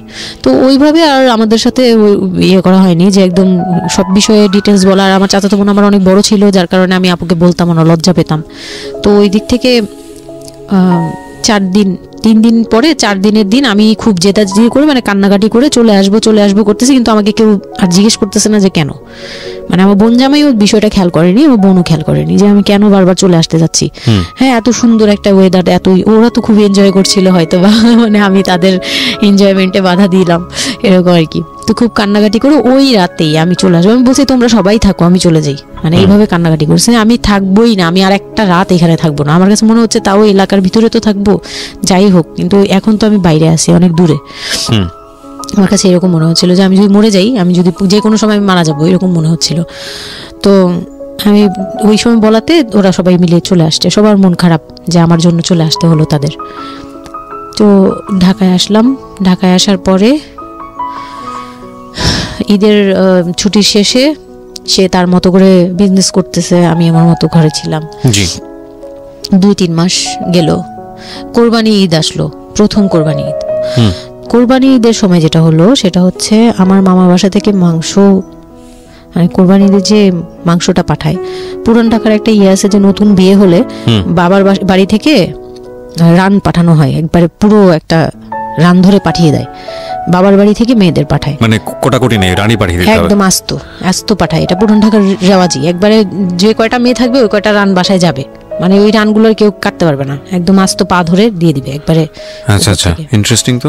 হ্যাঁ, এটা কিন্তু পুরান ঢাকার একটা রেওয়াজ, এখনো আছে। মানে কোরবানি হলেই সঙ্গে সঙ্গে রানটা যাবে মেয়ের বাসায়। আচ্ছা, মেয়ের বাসায় যেতেই হবে এটা। তো ওইরকম আমার মানে ওরা আশা করছিল যে আমার মামা এরকম করবে, কিন্তু আমার মামা তো প্রায় অনেক বড় গরু দেয়, আর একটা দেয় না, 2টা থেকে 3টা দেয়। তো ওনার নিজেই আছে 3টা মেয়ে, 3 মেয়ের শ্বশুর বাড়িতে পাঠাতে হয় 3 রান। মানে এখন এক মেয়ের, বড় মেয়ের যে 20 বছর 22 বছর হয়ে গেছে বিয়ের, তারপরও পাঠাচ্ছে, প্রতিনিয়ত পাঠাতে হয়। তো ওই দিক থেকে আমি যদি এখন আরেকটা নেই, তাহলে উনি তো আরো কাউকে উকিল দিয়েছে, বা আরো কোনো মেয়ে আছে, মানে আমার উকিল দিয়েছে আমার খালু দিয়েছে, আরেক খালু, আমার ওই খালা হচ্ছে আমার আম্মুর খালাতো বোন, মামাতো বোন, কিন্তু আমাদের বাসায় মানে আমার নানু বাড়িতে বড় হয়েছে দেখে আমার আম্মুর খুব ক্লোজ। তো ওই খালু আমাকে উকিল দিয়েছে। তো ওই দিন করলো কি যে এই রান পাঠায়নি বলে, সেই রান পাঠায়নি ঠিকই, কিন্তু রানের যে উপরের অংশ মানে বড় একটা পিস আমার বাসায় পাঠানো হয়েছে আমার উদ্দেশ্যে, আর নামটা আমার লিখে দিয়েছে, আমার নাম লেখা এটা পাঠিয়েছে। তো ওই মাংসটা রেখে যখন চলে গেছে না আমার ভাই, তার ছোট বোন, আমি তখন মানে দেখলাম যে মানুষ কতটা হিংস্র হলে পরে এরকম ফেস হয়। আমি তো চুপ করে বসে আছি, আমি কিছুই মাথায় নেই যে এটা নিয়ে যে কি হবে, আমি বুঝিই নেই বিষয়টা। সে মাংসটা ধরে রাস্তায় ফেলে দিছে ঈদের দিন রাস্তায় ফেলে, এই মাংসে কেন ওর নাম লেখা থাকবে? তাহলে এই যে আমরাও তো ভাগ্নি, মানে আমরাও ভাগ্নি, আমাদের বাড়িতে আমার মাংস আসছে, ওর নাম দিয়ে আসছে, তাহলে রান আসলো না কেন? দোষ হয়ে গেছে, এটা খুব বড় অন্যায় হয়ে গেছে। ভয়ানক। আমি ভয়ানক বলছি কারণে যে আমাদের সমাজে কিছু কালচার আছে যেগুলো আসলে মেয়ের বাড়ি থেকে পূরণ করা হয়, ধরে নেওয়া হয়, বা ছেলের বাড়ি থেকেও। সেটা পাঠ্য বইয়ে তো থাকে না এগুলা, মানে কালচারে আছে, এগুলো শুনতে ভালো লাগে, কিন্তু প্র্যাকটিসের জায়গা থেকে যদি এটা অত্যাবশ্যকীয় নিয়ম হয়ে যায়, কখনো কখনো যেটা কতটা ভয়ানক পেইনফুল হয়। কান্ট ইউ এভার ইমাজিন যে বাবার সামর্থ্য নাই, তারপরে তাকে চিন্তা করতে হচ্ছে যে আমার মেয়ের বাড়িতে একটা রান পাঠাতে হবে, আমার কোরবানি দেওয়ার সামর্থ্য নাই, এই রান পাঠানোর জন্য আমাকে কোরবানি দিতে হচ্ছে। মানে আমাদের এই ব্যাড প্র্যাকটিসগুলা কতটা ভয়ানক হয়ে গেছে আমাদের সমাজে, এবং ইনফ্যাক্ট এগুলো নিয়ে কেউ কখনো কথা বলে না। এগুলো নিয়ে কথা বলা উচিত। একটা মানুষ, একটা সোসাইটি চেঞ্জ হবে কিভাবে, একটা মানে পুরো কমিউনিটি চেঞ্জ হবে কিভাবে, একটা রাষ্ট্র চেঞ্জ হবে কিভাবে, এই ছোট আমরা তো সব জায়গাতেই পয়জনাস। এই ছোট ছোট বিষয়গুলো যদি চেঞ্জ না হয়, আমরা যে এত ডিগ্রি নিচ্ছি, প্রতি বছর পিএইচডি, ভুরি পিএইচডি বের হচ্ছে, ডক্টরেট, হ্যাঁ, আমাদের বিশ্ববিদ্যালয়ে ভরে যাচ্ছে, আমাদের ছেলেমেয়েরা গোল্ডেন A+, আমাদের পাশের হার বাড়ছে, কিন্তু এই সব যে মানে খোরা কালচার, ল্যাংড়া টাইপের কালচার, এগুলোর যে পরিবর্তন হচ্ছে না, বা এগুলো নিয়ে যে কেউ কখনো কোনো কথা বলে না, এগুলো নিয়ে না পত্রপত্রিকায় কথা হয়, না কোনো মিডিয়াতে কথা হয়, অথচ এগুলো আমাদের জীবনটাকে পঙ্গু করে দিচ্ছে, এবং এগুলো নিয়ে কেউ কখনো কথা বলে না। আমরা যৌতুক নিয়ে কথা বলি, এবং যৌতুক একটা ঘাতক ব্যাধি, আমরা যৌতুক মোকাবেলা করতে পেরেছি, কিন্তু এই কালচারের মধ্যে যে যৌতুক ঢুকে বসে আছে, সেটা নিয়ে আমরা কেউ কখনো কথা বলি না, এবং এগুলো নিয়ে কথা বলা উচিত। কথা নইলে আমরা আসলে কিওর হব কিভাবে? আমরা যে বলি যে আমাদেরকে শুদ্ধ হতে হবে, আমরা মানুষ হিসেবে ভালো হতে হবে, বাট হাউ? আমাদের তো রন্ধ্রে প্রবলেম। সো প্রবলেম বলা উচিত, অ্যাটলিস্ট কাউকে না কাউকে তো স্পিক আউট করতে হবে, এবং স্পিক আউট করলে তাহলে এই প্রবলেমগুলো সামনে আসবে, এবং সামনে আসলে এগুলো নিয়ে কিওর নিয়েও মানুষ কথাবার্তা বলবে। আমি তো জীবনে কোনোদিন শুনিও নাই, আমি জানি না পুরান ঢাকার এই কালচার যে মেয়ের বাড়িতে রান পাঠাতে হয়, এটা এখনো আছে, এবং এটা নিয়ে মোটামুটি মারামারি বাঁধার মতো অবস্থা। হ্যাঁ, এটা নিয়ে মানে এটা কোনোভাবেই মিস করা যাবে না, এরকম অবস্থা। তো আমার বাসায় কিন্তু রান আসছে, আমার বাসায় পরে রান আসছে। ওকে, ওইটা ছিল ঈদের দিন। হ্যাঁ, ঈদের দিন তারা আমাকে খুব ব্যাডলি কথা শুনাইছে, আমাকে সামনে বসিয়ে রেখে, মানে 4-5 ভাই বোন একসাথে বসে যেরকম মিটিং, মনে হয় আমি অনেক বড় একটা পাপ করে ফেলছি তার ভাইয়ের কাছে বিয়ে হয়ে। আমার পাপ হয়েছে যে আমি নাকি তার ভাইকে কিভাবে ভুলিয়ে ভালিয়ে, আমি তখন ভুলাবো কি, আমার তো ভালানোর প্রশ্নই আসে না। আমি তখন মনে মানে হাসিও পাচ্ছে, আমি অবাক হচ্ছি যে এগুলো কি বলতেছে, আমি নাকি তাদের ভাইকে হাত করেছি, এই টাইপের কি কথা বলতে, মানে আমি এখন বলতে পারবো না বুঝিয়ে। তো এগুলো বলছে, তো আমার কাছে খুব মনে হচ্ছে যে আমি কান্না করতেছি, খুব কান্না করছিলাম। তো কান্না টান্না করার পরে আমার যে হাজবেন্ড ছিল সে কেমন একটা লোক যে সে এটাও বললো না যে মাংসটা তুলে নিয়ে আসি, এটা তো একটা মানে বলতে গেলে কোরবানি দেওয়া হয়। বাই দ্য ওয়ে, আপনার শ্বশুর বেঁচে ছিল না? না, আমার শ্বশুর শাশুড়ি দুজনই মারা গিয়েছে। তার মানে ওই পরিবারের মূল হর্তাকর্তা হচ্ছে আপনার হাজবেন্ডই? হ্যাঁ। আচ্ছা। তো তখন সে ওই মাংসটা নিয়ে আসলো না, ভাই বোন ফেলে দিছে, সেও তাদের সাথে তাল মিলাচ্ছে, কিন্তু আবার আমাকে সরাসরি কিছু বলছে না। কুকুর খাওয়ার দরকার, কারণ পুরান ঢাকায় তো কুকুর ঠুকুরের অভাব নাই রাস্তাঘাটে, আমি যেটা দেখি। না, ওইগুলির ভিতরে নাই, ছিল না, ওইগুলিতে ছিল না, থাকলে হয়তো। আর এগুলো করলে তো আপনাদের যে কালচারটা, সেটা হচ্ছে পুরান ঢাকায় একটা জিনিস খুব ভালো লাগে, একটা ফ্যামিলির খবর একটা ফ্যামিলি জানে, যে এই ফ্যামিলি পরিবারে কি হচ্ছে, এই পরিবারে কি হচ্ছে। আশপাশে তো খুব মানে ওরা তো খুব লাগানো বাড়ি ঘর, তো সবাই শুনে, এক দেয়াল দুই বাড়ি। তার মানে এগুলো নিয়ে কত কানাঘুষা তো হচ্ছিল নিশ্চয়ই। পুরো এলাকা, আমি যে কি পরিমাণ মানে লজ্জা, মানে অনুতাপ, আমাকে মানে এমন বানিয়ে ফেলছে যে আমি ওই বাড়িতে শুধু ক্লাস 9-এ পড়ো একটা মেয়ে, যেখানে তার মানে রঙিন স্বপ্ন নিয়ে ডানা মেলে বাঁচার কথা, এবং ঢাকাতে বড় হয় একটা মেয়ে। ক্যান্ট ইউ এভার ইমাজিন সেই মেয়েটার ঈদের সময় আমরা সাধারণত দেখি যে সকালে একটা ড্রেস পরবে, দুপুরে একটা পরবে, রাতে একটা পরবে, বান্ধবীদের সঙ্গে ঘুরে বেড়াবে, এবং মানে পাংখা যেটাকে বলে ওইরকম একটা এজ। সেই সময়টাতে তার মাংস নিয়ে টানাটানি শুরু হয়েছে, এবং তার বাড়িতে মাংস আসলো কিনা সেটা নিয়ে টানাটানি শুরু হয়েছে, এবং সে মহল্লায় বেরোতে পারছে না নিজের মুখ, এবং এভরি নাইট তার উপর ফিজিক্যাল টর্চার। এবং ক্যান ইউ এভার ইমাজিন যে আমাদের সমাজে মেয়েরা, নারীরা কতটা সহ্য করে? কেউ কেউ সুবিধাভোগী অফকোর্স, কিন্তু ম্যাক্সিমাম ফেসটাই হয়তো বা এরকম। এবং এই জন্য নারী নির্যাতন বলে যে শব্দটা না, আসলে এটার যে ব্যাপ্তি, মানে এটার যে কতটা ভায়োলেটিভ হতে পারে, এটার ভেতরে না ঢুকলে আসলে বোঝা যায় না। তারপর কি হলো?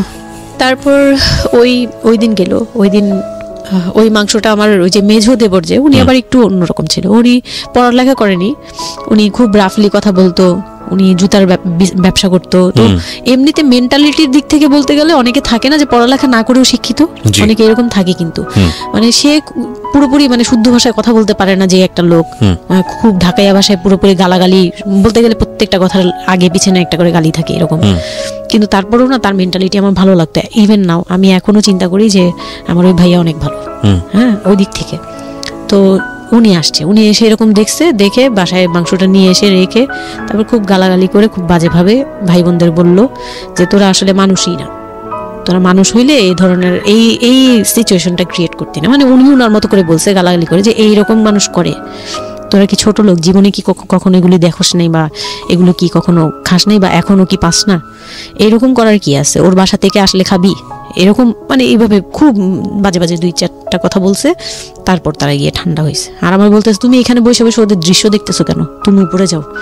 তখন তার বউর আবার একটু জেলাস হলো যে আমার প্রতি তার কেন এত টান, মানে ওই দিক থেকে আবার মানে ওইটা ওইভাবে দেখলো না যে ভাই হিসেবে বোনকে সেভ করলো, এরকম না। আমি কিন্তু এইভাবে নিয়েছি যে মনে হচ্ছিল যে আমার বড় ভাই, এটা ওদের ভাই না, আমারই বড় ভাই, আমাকে সেভ করলো। আমার কাছে এত ভালো লাগছে, আমি কিছু হলেই বলতাম ভাইয়ারে, যে বলতাম ভাইয়া দেখেন না আমার সাথে এটা বলতেছে, সাথে সাথে নেমে এই কে ওরে গালাগালি করছে, উনি তো গালাগালি শুরু করে দেয়, আর উনারে সবাই ভয় পেত। মানে আমার হাজবেন্ড ভাই বোনের সাথে তাল মিলাতো, আর উনি ছিল একটু ডিফারেন্ট। তো কিছু হলেই উনি বাসায় আসার অপেক্ষায় থাকতাম, উনি আসলে উনারে বলবো, একদম সিঁড়ি দিয়ে ওঠার সময় নামার সময় ভাইয়া আজকে আমার না এটা বলছে, এই সাথে সাথে ভালো বলি, মানে উনি মোটামুটি আমাকে সেফ রাখতো। আর ছোট যে দেবরটা ছিল ও হচ্ছে একদম কোনো কথাই বলে না, চুপচাপ, ইয়েস নো কিছুই বলে না, চুপচাপ। সে আবার ছিল স্কুল টিচার, মানে ওই পুরো ফ্যামিলিতে ওই এডুকেটেড ছিল, মাস্টার্স কমপ্লিট করা আর কি। ও একটা খুব ভালো সাইড বেছে নিয়েছে যে কথা বলে এখানে লাভ হবে না। না, হ্যাঁ, সে একদম চুপ, নিরপেক্ষ।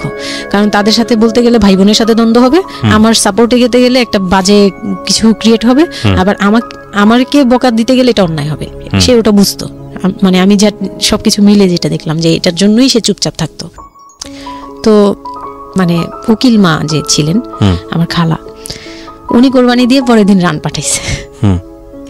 পরে এই রান পাঠানোর পরে আমার ওই যে মেজ দেবর যে ছিলেন, তিনি তো আরেকটা দিল, মানে আরেক ধোলাই দিল সবাইকে, ছোট লোক। এখন বল যে ও বাসায় ফোন করে বলছে বা বাসায় গেছে, ও তো কালকে থেকে বাসায় যায়নি, ওর হাত তো ফোনও নাই, ফোন নিলে তো ওদের কাছ থেকেই তো নিতে হবে, তখন আমার হাতে ফোন নেই, তো ও তো বাসায়ও যায়নি। এখন বল যে এটা ও বলছে তারপর ও পাঠাইছে, তোরা এত ছোট লোক কেন, মানে ভাই বোনরাই বলতেছে। তো ওরা তো আর কিছু এটা পাঠানো তো এটা উচিতই, এটা ওদের উচিত, এই সেই মানে সে তারা তারপরও ছোট হচ্ছে না, তারা মনে করতেছে এটাই করা উচিত ছিল, এটা না করলে আরেকটা কথা শুনাইতাম, এরকম বলতেছে উল্টা। তো এইগুলো করার পরে আমিও আর এগুলা মাথা থেকে ফেলে দিলাম, ভাইয়াও বলে টলে চলে গেল। আর আমার হাজব্যান্ড যে ছিল সেও খুব খুশি, সে মানে আমার বাসা থেকে পাঠাইছে এই সেই। তো বিয়ের 4 মাস পরে মেইন পার্ট যেটা, যে আমি কনসেপ্ট করি তখন আমি বুঝতে পারি না কনসেপ্ট এই 13-14 বছর বয়সে। হ্যাঁ, তখন আমি স্কুল যাতায়াত করতাম, রেগুলার না। আচ্ছা, মাঝে মাঝে রেগুলার মানে মাঝে মাঝে বলতে আমি চাচ্ছিলাম কি পড়াটা রানিং থাকুক, এক্সামগুলো দিব আর বাসায় থাকবো।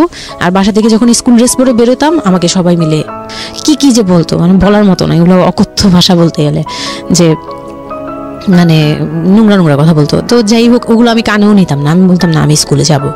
আর যেহেতু বিয়ের সময় বলছে যে ওরে পড়াশোনা করতে দিব, আমার হাজব্যান্ড এগুলো বলছে, ও না ও স্কুলে যাবে আসবে সবই করবে। পরে গিয়ে বলে কি তুমি বাড়ির বড় বউ, তুমি যদি স্কুল ড্রেস পরে স্কুলে যাও কেমন দেখা যায়? আমি তো বোরকা পরতাম। তো বলে না, স্কুলে গিয়ে তো তোমার বোরকাটা খুলতে হয়, অ্যাসেম্বলিতে দাঁড়াও, ওই যে পিটি করো তোমরা, এগুলো তো আশপাশ থেকে দেখা যায়, এলাকার ভিতরে স্কুল। আমার অসম্মান, এটা তার অসম্মান। উনি পড়াশোনা করেছেন আপনার হাজবেন্ড? না, উনি ক্লাস 5 পর্যন্ত পড়ে আর পড়াশোনা করেন। রাইট, ওনার জন্য অসম্মানই হবে এটা। আমি ক্লাস 5 পড়ুয়া যারা আছেন বাংলাদেশ, তাদের সবার প্রতি রেসপেক্ট রেখে বলছি, ক্লাস 5 না, এনার ডিগ্রি পাস করা এরকম অনার্স মাস্টার্স পড়ুয়া এরকম অনেক ছেলে মেয়ে আছেন যারা এই ধরনের মানে আজগুবি ল্যাংরা টাইপ যুক্তি দিয়ে জীবনটাকে চালান। তাদের জন্য এটা আসলে অযুক্তি কি হবে, কিছু করার নাই। হ্যাঁ, তো আমি তখন চিন্তা করছি যে আমি স্কুলে যাব, তো মাঝে মাঝে করতাম কি একটু করেই মানে ম্যানেজ করে যাওয়ার চেষ্টা করতাম। বিষয়টা যদি এরকম হতে ধরেন, আমি জানি না, প্রথমত যেটা ঠিকই হয়নি, মানে কোনো কিছুই ঠিক হয়নি, শুনছি আর মেজাজ খারাপ হচ্ছে আসলে, মানে কোনো কিছুই ঠিক হয়নি। তারপরেও যদি খারাপের মধ্যে ভালোটা চিন্তা করি, যে ঠিক আছে এত কিছু, একটা মানুষের এত খারাপ, একটা দুটো দিক তো ভালো থাকতে পারে না। ওর ওয়াইফকে সে সাথে করে নিয়েছে, ঠিক আছে তোমার স্কুলে চলো আমি তোমাকে পৌঁছে দিয়ে আসি, স্কুলে পৌঁছে দিয়ে আসলো, স্কুল থেকে নিয়ে আসলো। কিছু জিনিস হয়তো ওনার আত্মসম্মানে লাগবে, যেহেতু উনি বেশি দূর পর্যন্ত লেখাপড়া করেনি, উনি অনেক কালচারের সাথে অভ্যস্ত না, এতটুকু হলেও তো ও নিজের মনটাকে বুঝতে দিতে পারতো যে না আমার হাজবেন্ড আমাকে কেয়ার করে। মানে স্টুপিডিটির আর কি, মানে লিমিটলেস স্টুপিডিটি যাকে বলে। তুমি অ্যাসেম্বলিতে দাঁড়াবে, সেখানে তোমার লেখাপড়া বন্ধ, বদমাইশ। তারপর স্কুল বন্ধ করে দিল। না, তখন আমি কনসেপ্ট করি, আমি বুঝতে পারিনি, আমার তখন টেস্ট পরীক্ষা চলছে স্কুলে। তো পরীক্ষা দিতে দিতে আমার মানে শারীরিক পরিবর্তন খেয়াল করলাম, যে আমার বমি লাগতেছে খুব, মানে বইয়ের দিকে তাকাতে পাচ্ছি না, খাতার দিকে তাকাতে মানে মাথা কেমন করতেছে। তখন ক্লাস 9-এ। তখন আপনি জানেন না আপনি কনসিভ করেছেন? না, তখনও মানে এটা সিম্পটম ফার্স্ট। তো এইরকম হওয়ার পরে রাতে 11:30-12টার দিকে আমি না খুব গড়াগড়ি করে কান্না করতেছি, জোরে জোরে, মানে খুব গড়াগড়ি করে জোরে জোরে কান্না করতেছে। আমার মাথায় নেই যে কে শুনতেছে কে না শুনতেছে এরকম। তো এটা দেখে তার বোন, যেটা বিয়ে হয়ে গেছে, সে আবার ছিল বাসায়। তো সে দেখে বলতেছে, সে আবার মানে খারাপ লাগছে তার কাছে, বলে চলো এক্ষুনি তোমার নিয়ে হসপিটালে যাব। হ্যাঁ, ওর কি হইলো হঠাৎ করে, কি খাইছিলা তুমি, কি উল্টাপাল্টা কিছু খাইছো কি না, এই সেই। বলছি না, আমার কেন জানি অনেক পেট ব্যথা করতে, আমি পারতেছি না সহ্য করতে, পেট জ্বলতেছে আমার খুব। তো নিয়ে গেল ডাক্তারের কাছে। তখন ডাক্তার আমার নার্ভস দেখে বললো যে she is pregnant. But 100% confirm করতে পারবেন আলট্রাসাউন্ড না এমনিতে, তবে উনি আর কি ওনার মতো করে বলছে। আর তখন টেস্ট দিল একটা, যে রাতে নিয়ে যান, ইউরিন টেস্ট টাইপের একটা কিছু বাসায় করা যায়, ওই টাইপের একটা টেস্ট দিল। তো ওইটাই করলাম। বাসায় এসে করার পরে পজিটিভ আসছে, যেভাবে বলছে ওইভাবে করছি, করার পরে পজিটিভ আসছে। পজিটিভ আসার পরে মানে আমার কাছে যেটা মনে হচ্ছিল, যে আমি মানে এতটা খুশি হয়েছি, আমি কিন্তু বিয়ে নিয়েও খুশি না, আমার মনে হচ্ছে এটাই আমার অ্যাচিভমেন্ট লাইফের। আচ্ছা, এতটা খুশি হয়েছে আমি বলতে পারবো না কেন। এটা আসলে ন্যাচারালি আল্লাহ হয়তো প্রত্যেকটা মেয়ের মধ্যে এই বিষয়টা দিয়ে দেন, যে নইলে আসলে মা কেন, মানে মা তো মাই, এটা আসলে আল্লাহ গিফটেড অফকোর্স। দেখেন এরকম একটা ডিফিকাল্ট সিচুয়েশনের মধ্যে, যেখানে 13 বছর বয়সে ওর আসলে এই জিনিসটা ফিল করার কথা না, সেখানে ও ফিল করতেছে, এটা কিন্তু লজিকলেস ফিল, এবং এই ফিলটা সম্পূর্ণই ন্যাচারাল। ওকে, আমার কাছে তখন মনে হচ্ছিল কি, যে আমার পেটে একটা জীবন্ত কিছু আছে, এক্স্যাক্টলি, মানে এরকম ফিল হচ্ছে। আর আমি এটাকে মানে একটা কিউরিওসিটিও, যে দেখি তো কি হয়, কতদিন পরে কি হবে, আর এটা আস্তে আস্তে বড় হবে, এটা কি করবে পেটে, এটা কিভাবে আসবে, মানে দুনিয়াতে কিভাবে আসবে, এটা এইগুলোও জানি না আমি, যে মানে এটা বড় হলে পরে এটা যে কিভাবে দুনিয়াতে আসবে। You feel like it's a game, একটা কোন একটা খেলা, মজার একটা খেলা, যে আমি একটা কিছু পাইছি এটা নিয়ে থাকা যাবে এখন, এরকম মনে হচ্ছিল তখন। খুব মানে খুব কেন জানি খুব আনন্দ, মানে মা হওয়ার ফিল না, কিন্তু এটা মা হওয়ার ফিল না, কিন্তু কিউরিওসিটির জায়গা থেকে কিছু একটা আছে আমার সাথে, আমি এটা নিয়েই থাকবো এখন, মানে আমি একটা কিছু পাইছি এখন, আর আমি একা না, এরকম মনে হচ্ছে। তা আমি না দৌড়ে দৌড়ে বের হয়ে বললাম কি, ওই যে বোনটা আমাকে রাতে নিয়ে গেছিল ডাক্তারের কাছে, সে তো ছিল রাতে, তো আমি বের হয়ে বলতেছি কি, আপা আপা আমার না এইরকম 2টা আসছে, মানে এই পজিটিভ স্টেপ গুলো আসে যেগুলো বলছি। পরে সে না সাথে সাথে বলে কি, এখন তো আমাদের কদর কমে যাবে আরো। প্রথম ছিল এটা, প্রথম ডায়লগ ছিল এটা, মানে মনটা খারাপ করে সে বড় নিঃশ্বাস ফেলে বললো, হ্যাঁ এখন তো আমাদের কদর কমে যাবে, আর তো এখন তো আর কম কম আসা লাগবে। তার সাথে ছোট বোনটা বলতেছে, তুমি না সময় কমে বুঝে কথা বলো না, এইগুলো তো বুঝতে হবে, মানে তাদের মতো করে তারা বলতেছে যে পুরান ঢাকার মানুষ যেভাবে বলে ওইভাবে বলতেছে যে এগুলো তো বুঝতে হবে যে এগুলো প্ল্যান করা, মানে আমি ইচ্ছা করে কনসেপ্ট করছি এরকম কিছু বুঝাইছে, কিন্তু আমি তখনও না এই জিনিসটা মানে ঘোলা ঘোলা, আমি বুঝি নাই যে ওরা কি বলতেছে দুইজনে। তা আমি বলি যা মজা তাই বলুক, আমি আমার মতো থাকি। তা আমি দৌড় দিয়ে গিয়ে আমার হাজবেন্ডকে না বললাম, এই উঠেন না উঠেন না উঠেন না। আমি তখনও পর্যন্ত কিন্তু তাকে খুশি হয়ে গেছে বলিনি, ফার্স্ট তাকে খুশি মনে কিছু বলতেছি। বিয়ের 4 মাসে আমি তাকে কখনো ডাকও দিইনি, তাকে কিছু বলিও নাই, বা আমি ওনাকে কোনো রিকোয়েস্টও করি নাই, কোনো আহ্লাদও করিনি। ফার্স্ট মানে মনে হলো যে আহ্লাদ করে বলি, যে জানেন আমি এরকম আসছে আমার। তো আমি কাকে বলবো, ওদের করে খুশি করতে পারিনি, যাই রে দেখি খুশি করতে পারি কিনা। যে তাকে ধাক্কা দিছি, সে ঘুম থেকে বিরক্ত হয়ে উঠলো, এই ধাক্কা ধাক্কি করো কেন, কি হয়েছে? আমি তো মনটা ভেঙে কি, যে আমি তো এরকম আমার পজিটিভ আসছে, দেখালাম যে এই যে এটা হলে না পজিটিভ হয়, রাতে পেট ব্যথা বলছিলাম না, তো ওইটার ইয়েতে এটা আসছে। তারপরে না চুপ হয়ে তাকায় আছে, বলে কি এইগুলা কি, এইগুলা কি মানে বুঝলাম না। বলে কি এইটা তো ঠিক না। কি ঠিক না? তারপর বলতেছে যে এখন তো এগুলোর দরকার নেই আমাদের, এখন তো এগুলোর কোনো দরকার নেই।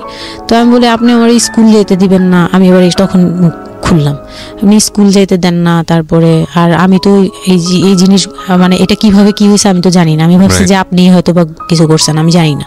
আমি তাকে এইভাবেই বললাম খুলে, যে আমি তো আসলে জানি না, যে আমি ভাবছি আপনি চাচ্ছিলেন এই জন্য হয়তো বা এরকম কিছু হয়েছে।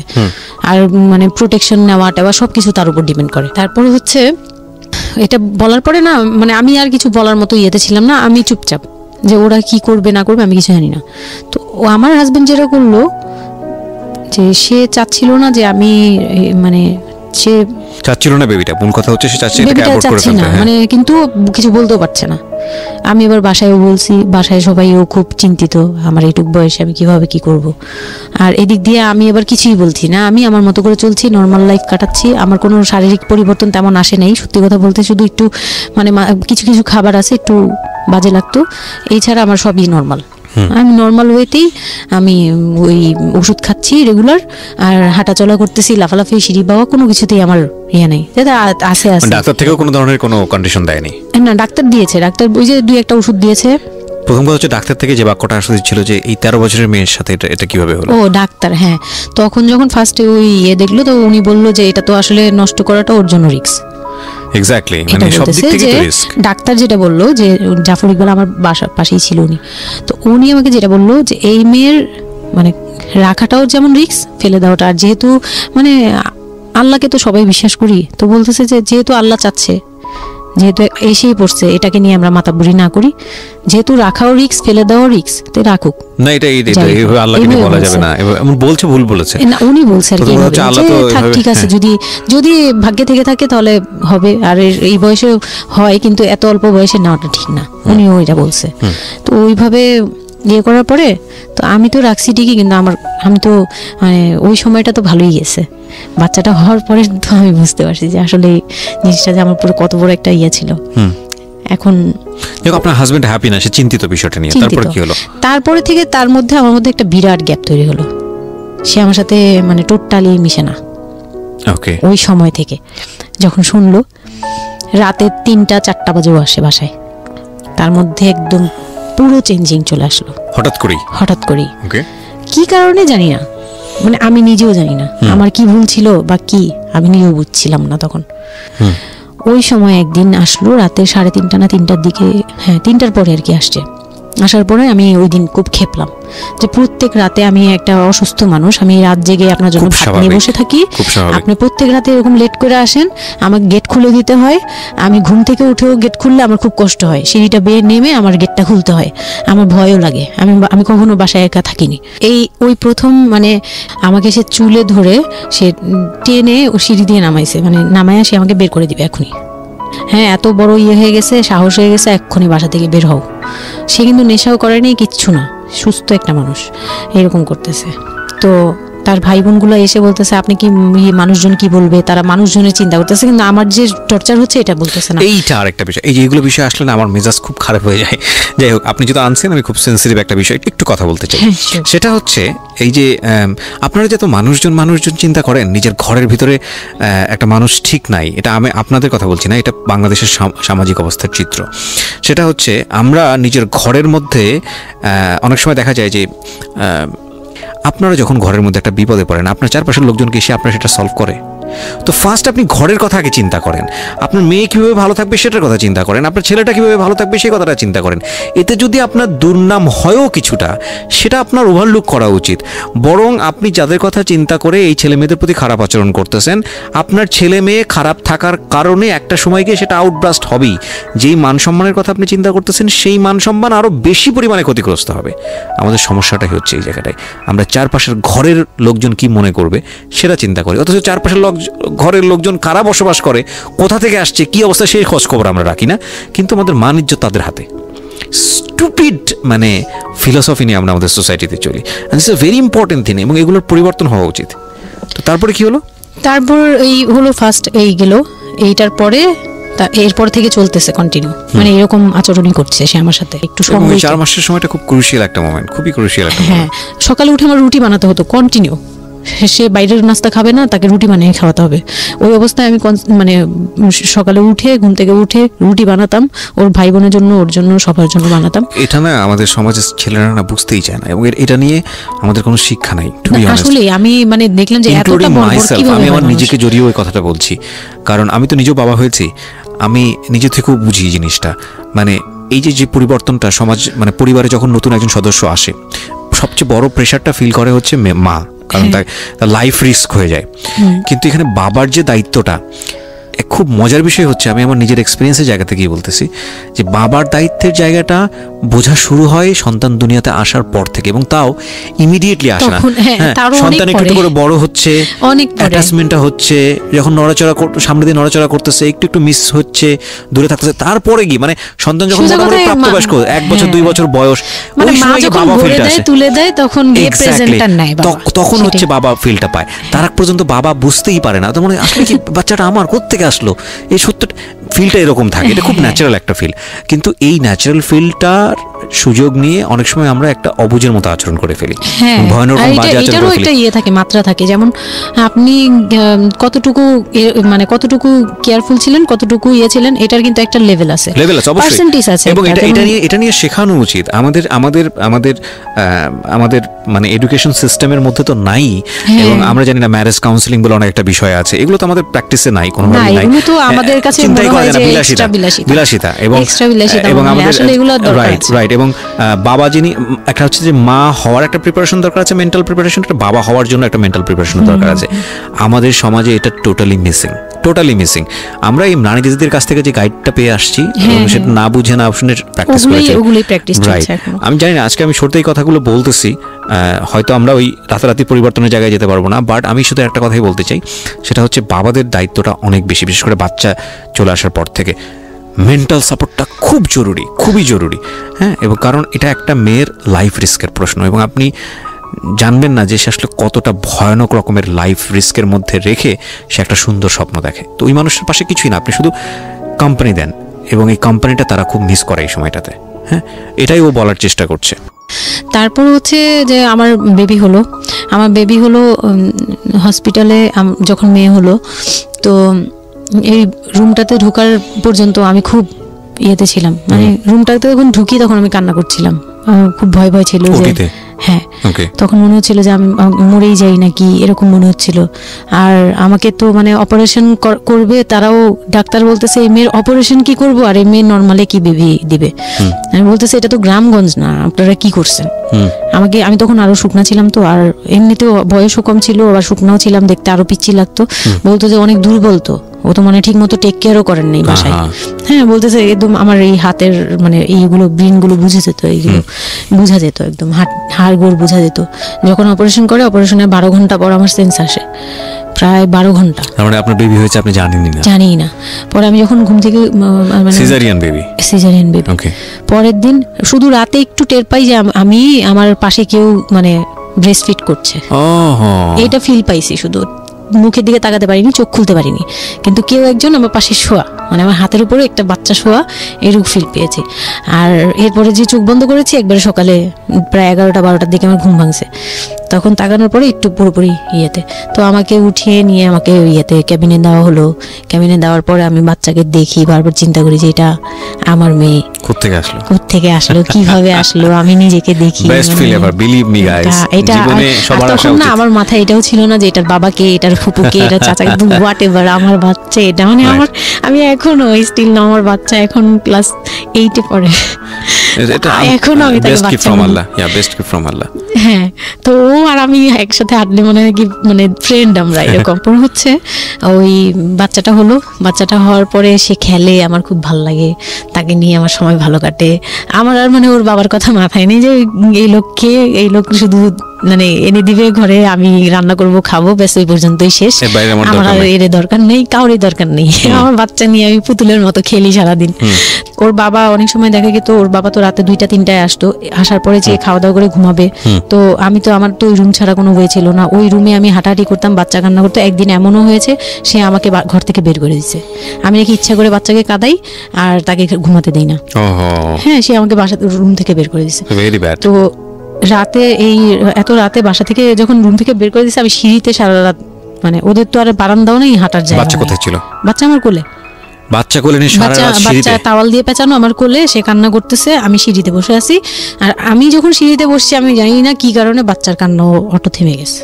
রুম থেকে বের হয়েছি না, তো ওর বাবা যে ধমক টমক দিছে, আমি জানি না কি কারণে, হয়তো বা রাতও অনেক হয়ে গেছিল, অনেক কান্নাকাটির পরে হয়তো ও ক্লান্ত হয়ে গেছিল, ও মোটামুটি চুপ হয়ে গেছে সিঁড়িতে, নয়তো পুরো এলাকা জানার কথা এইরকম।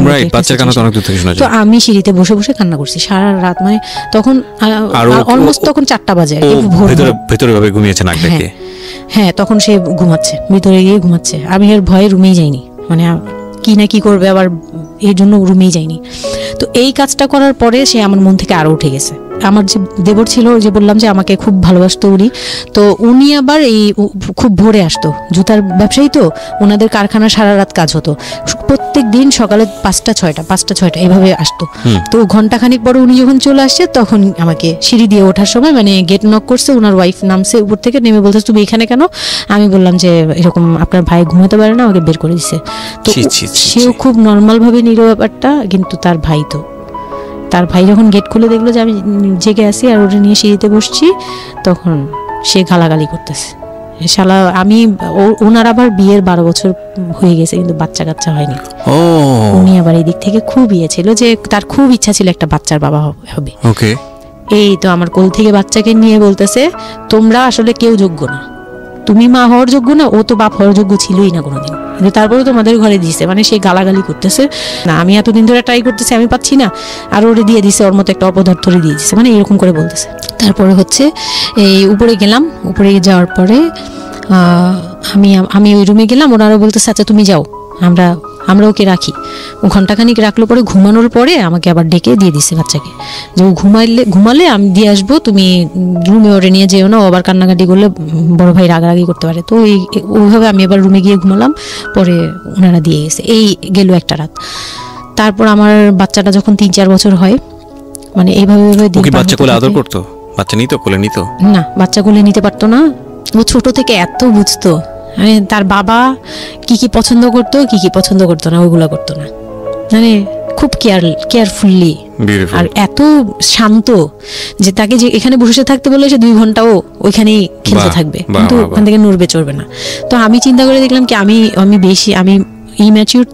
ইম্যাচিউর মাদার, তো তো হয়তো বা সৃষ্টিকর্তার জন্যই আমাকে এরকম একটা ভেবে দিয়েছে যে ওই তোমাকে বুঝুক। ইভেন নাও মানে এখন যে ও এত বড় হয়ে গেছে তারপরেও আমাকে অনেক কিছু বুঝায়, মানে সে আমার চেয়ে ভালো বুঝে, আমি বুঝি। তো যাই হোক, ও যখন 3 বছর হলো, 3 বছর 3.5 বছর, তখনই আমি তাকে স্কুলে দিব। মানে এডিট পার্ট আর 15 মিনিট আছে। আচ্ছা, সো সুইচ করেন, হ্যাঁ, মূল বিষয়গুলো আনেন। তো ওখানে হচ্ছে 3 বছরের কালে আমি ওকে স্কুলে দিলাম। স্কুলে দেওয়ার পরে আমি ওখান থেকে ওরে স্কুলে দিয়ে আমি নিজে ভর্তি হলাম ইয়েতে, ওপেন ইউনিভার্সিটি, মানে বুঝতে পেরেছি, উন্মুক্ত বিশ্ববিদ্যালয়। হ্যাঁ, ক্লাস 9-এ ভর্তি হলাম। তো ও পড়াশোনা করে, আমিও করি। বাসায় বা আশপাশের সবাই আমাকে নানান ধরনের কথা বলে যে মা মেয়ে একসাথে স্কুল ব্যাগ নিয়ে যায়, কেমন দেখা যায়। আমি বলছি যা মন চায় তাই দেখা যাক। আমার তখন আমি একটু ডেসপারেট হয়ে গেছিলাম। এটাই বলছিলাম যে এই ধরনের মেয়েরা সাধারণত জীবনের একটা পর্যায়ে মারাত্মক রকমের ডেসপারেট হয়ে যায়। এটা শুধু মেয়েরা বলবো না, মানুষ বলবো আমি। তো আমি নিজে ইংলিশ মিডিয়ামে পড়ছি, তো মানে খুব বেশি বয়সগুলো পার হয়, ভালো লাগে না। তো বাংলা মিডিয়ামে দিলাম। শিশু শ্রেণী থেকে 1-এ উঠে গেল 4 বছর বয়সে। এইভাবে করে সে উঠতেছে, মানে সে খুব ভালো রেজাল্ট করে। আমারও খুব মজা লাগতে লাগলো। আমি তাকে পড়াই, নিজে পড়ি। 2জন মামে মিলে ওকে স্কুলে দিয়ে দেখা যায় আমি আমার কোচিংয়ে যাই। আমি আবার কোচিং করা শুরু করলাম। তো সেও খুব মজা পেত যে তোমার ব্যাগ আর আমার ব্যাগ, মানে ওয়েট করতো। খুব মজার একটা সময় ছিল যে 2জনের টিফিন নিয়ে যাচ্ছি। তো আমরা খুব মজা করে এরকম ক্লাস করতাম। ওর বাবার মাঝখানে একটু জেলাসি হলো, মানে মাঝে মাঝে খুব জেলাসি করতো। তো এইগুলো নিয়ে একটা পর্যায়ে যে বিয়ের প্রায় 6 বছর বা 7 বছর কালে তার বাবা এমনভাবে একটা লোন করলো, 8 লাখ টাকার একটা লোন করলো। আমি এটা বুঝতে পারিনি, আমি তখন মাত্র এসএসসি পাস। রিপন? হ্যাঁ, 8 লাখ টাকার লোন। 8 লাখ টাকার লোন ব্র্যাক ব্যাংক থেকে। ওকে, 8 লাখ টাকা একটা লোন করলো। আমি তখন জুয়া খেলে একদম কঠিন, তখন সে চরম পর্যায়ে চলে গেছে। বুঝে গেছে, যা বলেন। তারপরে পরে গিয়ে সে করলো কি, 8 লাখ টাকার একটা লোন নিবে, এটার জন্য বোর্ড সিগনেচার নাকি লাগে। আমি এটা জানতাম না। বউয়ের সিগনেচার লাগে? হ্যাঁ, বউয়ের সিগনেচার লাগে, মানে গ্রান্টর হিসেবে একটা বিজনেসম্যান, বড় বিজনেসম্যান আর একটা বোর, মানে বড় বিজনেসম্যান বা একটা দোকান বা একটা বাড়ি ইয়ে লাগে। তো কেউ তো রেফারেন্স দিবে না তাকে। ওই এক দোকানদার ভাইয়া ছিল, বড় ভাই, মুরব্বি টাইপের, বড় ভাই বলতো উনি। ওই লোকটা দিছে সিগনেচার, আর আমার সিগনেচার না তো কোনো ব্যাপারই না, কারণ আমাকে যা দিবে আমি তাই। আমার কি বা আছে, আর আমার কাছে কি বা লিখে নিবে, নাও একটা সিগনেচার দাও, তোমার কিছু হবে না, এটা জাস্ট একটা ফর্মালিটি এভাবে বলছে। আমি সিগনেচার করে দিছি। সেদিন তো আমাকে সে কি জানি খাওয়ালো, মানে আমাকে খুব ভুলায় ভালায় সিগনেচার নিয়েছে। তারপরে থেকে শুরু হয়েছে আমার মানে লাইফের, মানে আমি কত বড় ভুলটা করছি। তারপর থেকে সে নাই একবারে নাই। মানে সে বাসা ভাড়া নিয়েছিলাম এর মাঝখানে, এটা বলতে ভুলে গেছি যে আমার দেবর ননদের বিয়ে হওয়ার পরে ওই বাড়িটাতে, মানে ননদের বিয়ের জন্য ওই বাড়িতে হচ্ছিল না। পরে আমরা বাসা শিফট করে, মানে ওই বাসা ভাড়া দিয়ে অন্য একটা বাসায় ভাড়া গেছি, ফ্ল্যাট নিয়ে ভাড়া যাওয়ার পরে ওই ননদের বিয়ে হওয়ার পরে তারপরে আবার যার মতো আলাদা আলাদা রুম নিয়ে থাকা, মানে বাসা নিয়ে থাকা। তো আমাকে যে ফ্ল্যাটটা নিয়ে দিয়েছিল, 1 রুমের ছোট্ট একটা ফ্ল্যাট, হ্যাঁ, ওই ফ্ল্যাটে ছিলাম। তো ওইখানে আমার এই যে সিগনেচারটা করায়, মানে ভাই বোন থেকে আলাদা হওয়ার পরে সে তার ভাই বোনকেও ভয় পেত এসব ব্যাপারে। আচ্ছা, তো আমাকে তারা হাইড করছে যে সে জুয়া খেলে, যে এটা আমাকে বলেনি। তো আমি একদিন টের পাইছি কিভাবে, যে ঈদের দিন, মানে লাস্ট ঈদ, ওনার সাথে আমার লাস্ট, মানে লোনটা নেওয়ার আগ পর্যন্ত আপনি জানতেন না যে সে জুয়া খেলে? না, তখনও বুঝি নাই। তার আগে কিন্তু আমি এটা ধরছিও, কিন্তু ধরেও বুঝতে পারিনি। 8 লাখ টাকার যে ঘটনাটা, এটা থেকেই শুরু। মানে সে হচ্ছে এই 8 লাখ টাকার লোন নিয়ে চলে গেছে। 2 মাস 3 মাস একদম, মানে টোটালি নাম্বার বন্ধ, সব বন্ধ। তারপরে ওই পরের মাস থেকে তো লোনের যে একটা ইয়ে থাকে, ইন্টারেস্ট সহ, যে ওইগুলোর জন্য তারা বাসায় পর্যন্ত চলে আসছে। এসে আমাকে অপমান করতেছে যে আপনি সহ জানেন, আপনি না জানলে এটা সম্ভবই না, আপনি জানেন, নয়তো আপনি সিগনেচার দিলেন কিভাবে, সিগনেচার কি না জেনে দিয়েছেন? তখন আমি কান্নাকাটি করে বলছি যে আমি আসলে এই বিষয়টা বুঝি নাই ভাইয়া। তো ওনাদেরকে বলার পরে ওনারা বুঝছে যে আসলে ঘটনাটা এরকমই। তো প্রায় 6-7 মাস যাওয়ার পরে দেখি উনি আর আসেই না। তারপর আমি বাসা চেঞ্জ করে আমার বোনের সাথে বাসা নিলাম, রুম নিলাম। একটা রুম নিয়ে মেয়েকে নিয়ে খুব কষ্ট করে থাকি। আমি একটা জব নিলাম ভালো একটা কোম্পানিতে। তখন আমি এসএসসি পাস। তো এসএসসি পাশের সার্টিফিকেট নিয়ে একমাত্র মার্কেটিং সেলসে জব হয়, এছাড়া কিন্তু আর কোথাও ভালো জব হয় না। আমি খোঁজ খবর নিয়ে দেখলাম যে না, মার্কেটিং এর সেলসে যেহেতু জব আছে, তো ইউনিলিভারের খুব ভালো একটা পজিশনে জব নিলাম। ওকে, সেলসে জব নিলাম পরে মোটামুটি 10-12 হাজার টাকার মতো স্যালারি ছিল, ওটা দিয়েই চলতাম। মেয়েকে নিয়ে বাড়ি ভাড়া দিতাম 4-4.5 জামাই কোথায় ওই সময় আপনি জানেন না? না, আমি যখন তারপর হুট করে একদিন আসছে, এসে তারপর দেখি ঘরে বসে থাকে, সারাক্ষণ ঘরে বসে থাকে, ব্যাংকের লোক আসবে শুনলেই বের হয়ে যায়, আর বের হয়ে আবার 2-3 দিন থাকে না, আবার আসে। মানে একটা কেমন খেলা, লুকোচুরি জীবন। হ্যাঁ, লুকোচুরি জীবন, বিজনেস শেষ, বিজনেস টিজনেস কিচ্ছু না। উনি থাকে, আমি রান্না করলে উনি খেয়ে চলে যায়, আর উনি যে খায় মানে তখন জিজ্ঞেসও করে না যে মেয়ে খাইছে বা তুমি খাইছো কিনা, কিচ্ছু না। এটা উচ্ছন্ন জীবন এবং টেনশনলেস, কেমন জানি মানে একটা মানে পশু টাইপের হয়ে গেছিল, মানে বলতে গেলে গরু ছাগল যেরকম থাকে ওরকম। সে আসে যায় ব্যাস, এই পর্যন্তই। তো সে একটা টিভি কিনছিল আমার বিয়ের পরের থেকে, সে কোনো কিছু কিনে নেই, একটা টিভি কিনছিল। লাস্ট মানে যে ছোট লোকি পানাটা করছে সে, যেদিন আমার সাথে, আমি তো তার সাথে ঝগড়াও যেতাম না, তর্কেও যেতাম না, কোনো ধরনের ইয়েতেই যেতাম না। মানে ওই লোকটা এরপরে যে লাস্ট কাজটা করলো, যেটার উপর থেকে মানে পুরোপুরি মন থেকে উঠে গেল, যে একটা টিভি ছাড়া তার ঘরে কোনো কিছু কেনা ছিল না, সব আমার করা। মানে আমার গহনা গাটি বলেন যাই বলেন ছিল, যাই ছিল টুকিটাকি সব আমার নিজের করা, শুধু ওই টিভিটা সে কিনছিল নিজের টাকায়। সে যাওয়ার সময় মানে একদিন চিল্লাচিল্লি করলাম, মানে আমি আর সহ্য করতে পারছিলাম না, যে প্রত্যেক রাতে আসি, আমি ডাল ভাত যাই রান্না করি, অনেক সময় দেখা যায় ডালও নেই, চাল আছে শুধু, একটা ডিম নিয়ে আসছি, ভাজছি, ভেজে নিয়ে সামনে বসছি, সে খেয়ে উঠে গেল, মানে আমি আর আমার মেয়ে না খাওয়া। বাচ্চাটার জন্য সে মানে এরকম টাইপের, মানে নেশাখোররাও এর চেয়ে ভালো। আমার মনে হয় যে একটা এডিক্ট হলেও সেও চিন্তা করবে যে আমার বাচ্চাটা খাইছে তো, কিন্তু তার মধ্যে এই ফিলটা নাই। তো আমার একদম বিরক্ত হয়ে গেলাম এক পর্যায়ে। তারপর আমি বললাম যে আপনি আর কত এরকম করবেন, আপনি এরকম কেন শুরু করছেন, আপনি কি চান আসলে, আমাদের কাছে কি চান? তারপর সে বলতেছে যে আমার বোন আসছে, আমার বোনকে বলতেছে যে আমি নষ্ট হয়ে গেছি, আমি কি করে টাকা আনি, হ্যান ত্যান। বুঝতে পেরেছি, শেষ সম্বল আর কি, যা বলার আর কি। হ্যাঁ, পরে আমি তো আর আমার বোনও খেপছে, আমার বোন জামাইও খুব রাগারাগ, হ্যাঁ আপনারা আসলে ওরে ইয়ে করতেছেন, লাই দিচ্ছেন, এই সেই উল্টাপাল্টা কথা বলে টোলে সে চলে গেল। চলে যাওয়ার সময় সে টিভিটা হাতে করে নিয়ে গেছে, বিক্রি করে দিবে। হ্যাঁ, আমি আমার জিনিস নিয়ে গেলাম, আমি যা যা নিয়েছি সেগুলো নিয়ে গেছি। তো আমি সবচেয়ে মানে খারাপ লাগছে জিনিসটা, যে এতটা ছোট লোকের সাথে আমি ছিলাম এতটা বছর। তখন আমার মনে হয়েছে যে এরকম একটা ছোট মনের মানুষের সাথে আমি এত বছর ছিলাম, এটা বলতে লজ্জা হয়। এই যে গেছে সেই লোকটা আর আসে নাই। তো আমার মামা যেটা বললো যে তোমাদের আসলে এইভাবে ঝুলে থাকলে, তখন তো 2 বছরের মতো প্রায় আমরা সেপারেটেড, মানে আলাদা থাকি। সে চলে গেছে 2 বছরের মতো হয়ে গেছে। তো বলতেছে 2 বছর পর এসে এই যে আজকে বললো এই কথা, আবার যে 1 বছর পর এসে আরেকটা ঝামেলা করবে না, এমন কোনো কথা নাই। আর আমার মামা তখন আমাকে বলতেছিল তোমাকে আমরা একটা বিয়ে দিব, তোমার এখনো ওই বয়স আছে এই সেই। আমি তো তখন একবারেই না আমি বিয়েটি আর করতেই পারবো না, আমার মেয়ে আমি বড় করবো, এটাই আমার টার্গেট। তো তারা বলতেছে আচ্ছা ঠিক আছে, বিয়ে করো বা না করো, তোমার এইটার একটা সাইড করা দরকার। তুমি নিজ থেকে ওর কাছ থেকে এমনিতেও কিছু পাবা না, উনিতেও কিছু পাবা না, তুমি নিজ থেকে একটা ডিসিশনে চলে ওর কাছ থেকে ডিটাচ হও আগে, যাতে ওর তোমার উপর কোনো দায়িত্ব না থাকে, অধিকার না থাকে। তখন গিয়ে মানে যে গার্জিয়ানরা বিয়ে দিয়েছিল তারাই একসাথে বসে আমাকে ডিভোর্সটা করে দেয়। হ্যাঁ, ওকে। তো ডিভোর্স করার পর you feel bad for this, like আপনি ডিভোর্স দিয়ে দিচ্ছেন, ও মানুষটার প্রতি কোনো মায়া বা না, বিন্দু মাত্র না। আমার কেন জানি এটা ফিল হয়নি, আমি নিজেও জানি না। সবাই বলে ডিভোর্সের সময়টা নাকি খুব, কিন্তু আমার কাছে মনে হচ্ছিল যে না, এটা একটা ভালো সমাধান। আমার তখন মনে হয় যে আরো আগেই বের হয়ে আসা হচ্ছিল, এরকম মনে হয়। ফাইন, এবার আমার কিছু কোশ্চেন আছে, খুব শর্টকাটে আমি অনুষ্ঠানটা শেষ করবো, তারপরে রিয়েলাইজেশনের জায়গা থেকে আমার যারা লিসনার আছে তারা শুনলেই বুঝতে পারবেন যে আসলে স্টোরিটা কেন আমরা প্রচার করলাম। আপনি তো এখন কোনো না কোনো জব করছেন, আপনার সন্তানের খরচ ভরণ পোষণ আপনিই দেন, এবং আমি জানি যে আপনার একটা স্বপ্ন আছে নিশ্চয়ই, এবং আপনি কোনোভাবেই চাইবেন না যে আপনার মেয়ে, আপনি যে অবস্থাটা ফেস করছেন সেটা আপনার মেয়ে ফেস করুন। এবং আমার কেন জানি মনে হচ্ছে যে আপনাদের গল্পটা শুনে যে আপনার মেয়ে আপনার খুব ভালো একজন বন্ধু, সবকিছু মিলিয়ে। ওকে, সো একটা কথা, সৃষ্টিকর্তা কখনোই কোনো মানুষকে কমপ্লিটলি আনহ্যাপি করে না, কমপ্লিটলি হ্যাপি করে না। হ্যাঁ, আপনার এই কষ্টময় জীবনের মধ্যেও আপনাকে আল্লাহ একটা বেস্ট গিফট দিয়ে দিয়েছেন, সেটা হচ্ছে আপনার সন্তান। কিন্তু আমরা যদি একটু অন্যভাবে দেখি গল্পটাকে, যে ঘটনাটা ওর জীবনে ঘটে গেছে, প্রতিনিয়ত ঘটে গেছে, আপনি এই সমাজের জায়গা থেকে যদি আবার চিন্তা করেন, ওর লাইফটা কিন্তু একটা স্পটলেস লাইফ না। ও যখন সেকেন্ড একটা সম্পর্কে যাবে, সেই সম্পর্কটা একটা স্বাভাবিক সম্পর্কের জায়গা থেকেও চিন্তা করতে পারবে না। এবং ওকে যখন একটা মানুষ নিজের জীবনে নিতে যাবে সম্পর্কের বাইরে এসে, তখন একটা জিনিস চিন্তা করবে যে ওর একটা পাস্ট লাইফ আছে, ওর একটা মেয়ে আছে। মেয়ের বয়স কত বছর চলছে? 12 বছর চলছে। এবং ওর বয়স যেখানে আপনার কত? 21? আমার হচ্ছে 27। 27, সো ওর প্রায় ওর বয়সের অর্ধেক বয়সে 2-3 বছর কম হবে, যাই হোক।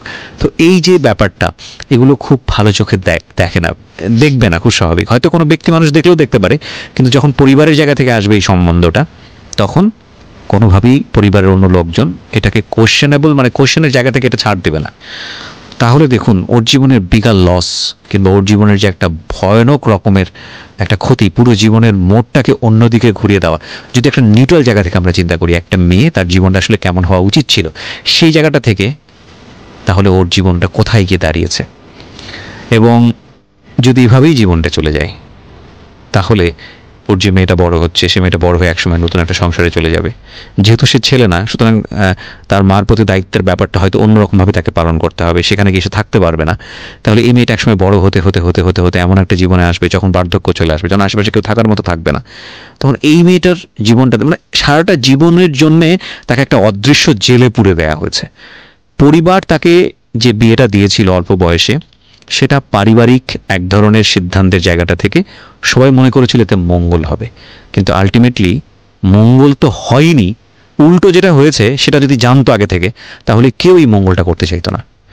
কিন্তু এগুলো কিন্তু একেবারে আমাদের প্রত্যেকটা জায়গা থেকে আমরা কিন্তু সবাই বুঝি যে বয়সের ডিফারেন্স থাকলে কি হতে পারে। ভাই, এটা তো হিন্দি সিরিয়াল না। এখানে একটা অসম বয়সী একটা মেয়ে বা ছেলের বিয়ে হলো, তারপরে দেখা গেল যে স্বাভাবিকভাবে তাদের মধ্যে যেটা হওয়ার কথা সেটা হচ্ছে না, অন্য কিছু হচ্ছে। এই বিষয়গুলো তো আসলে এরকম না। জীবনটা তো আসলে এই ধরনের ড্রামা মেইনটেইন করে না, এটা নাটকের চেয়ে অনেক বেশি নাটকীয়। সুতরাং যারা এই ধরনের কাজ করেন বা কাজ করতে উৎসাহ দেন, তাদেরকে আমরা রিকোয়েস্ট করব যে একটা জীবন ধ্বংস করার জন্যে এই রকম অনৈতিক সিদ্ধান্ত যথেষ্ট। অতএব কোনো মেয়ের কিংবা ছেলের মেন্টাল ম্যাচুরিটি, শুধু ফিজিক্যাল ম্যাচুরিটি না, mental maturity which is very very important, মানসিকভাবে পরিপক্ক ফর দ্যাট পার্টিকুলার থিং, মানে ওই যে জিনিসটার জন্য আপনারা তাকে তৈরি করছেন, লাইক সে যদি সংসার করতে চায় বা কোনো কিছু করতে চায়, সেটার জন্য ওই মানুষটা যদি মানসিকভাবে পরিপক্ক না হয়, তাহলে কখনোই তাকে সেই জায়গাটায় ঠেলে দেওয়া উচিত না। এতে দিয়ে আপনি যদি মনে করেন, বিশেষ করে বাবারা অনেক সময় মনে করে, মারা অনেক সময় মনে করে, মেয়ের বিয়ে হলে যাক হাঁপ ছেড়ে বাঁচলাম, এটা একটা ভয়ানক রকমের ভুল সিদ্ধান্ত। কারণ অপাত্রে যদি মেয়ের যা যায়, তাহলে হাঁপ ছেড়ে বাঁচার আসলে কোনো সুযোগ থাকে না। আমার মনে হয় এই লাইনটার সাথে বাংলাদেশের অনেক বাবা মাই পরিচিত। আজকে আমি অনেক কথা বলেছি, আমি আসলে যতটুকু বলেছি এটা অন্তর থেকে বলেছি, এবং নিজের জীবনের অভিজ্ঞতাকেও অনেক সময় এখানে ইনক্লুড করে দিয়েছি, সেটা হয়তো মেনশন করিনি। আমি সবার প্রতি ক্ষমা চেয়ে নিচ্ছি, কারণ আজকে অনেক বেশি ইন্টারাপ্ট করেছি।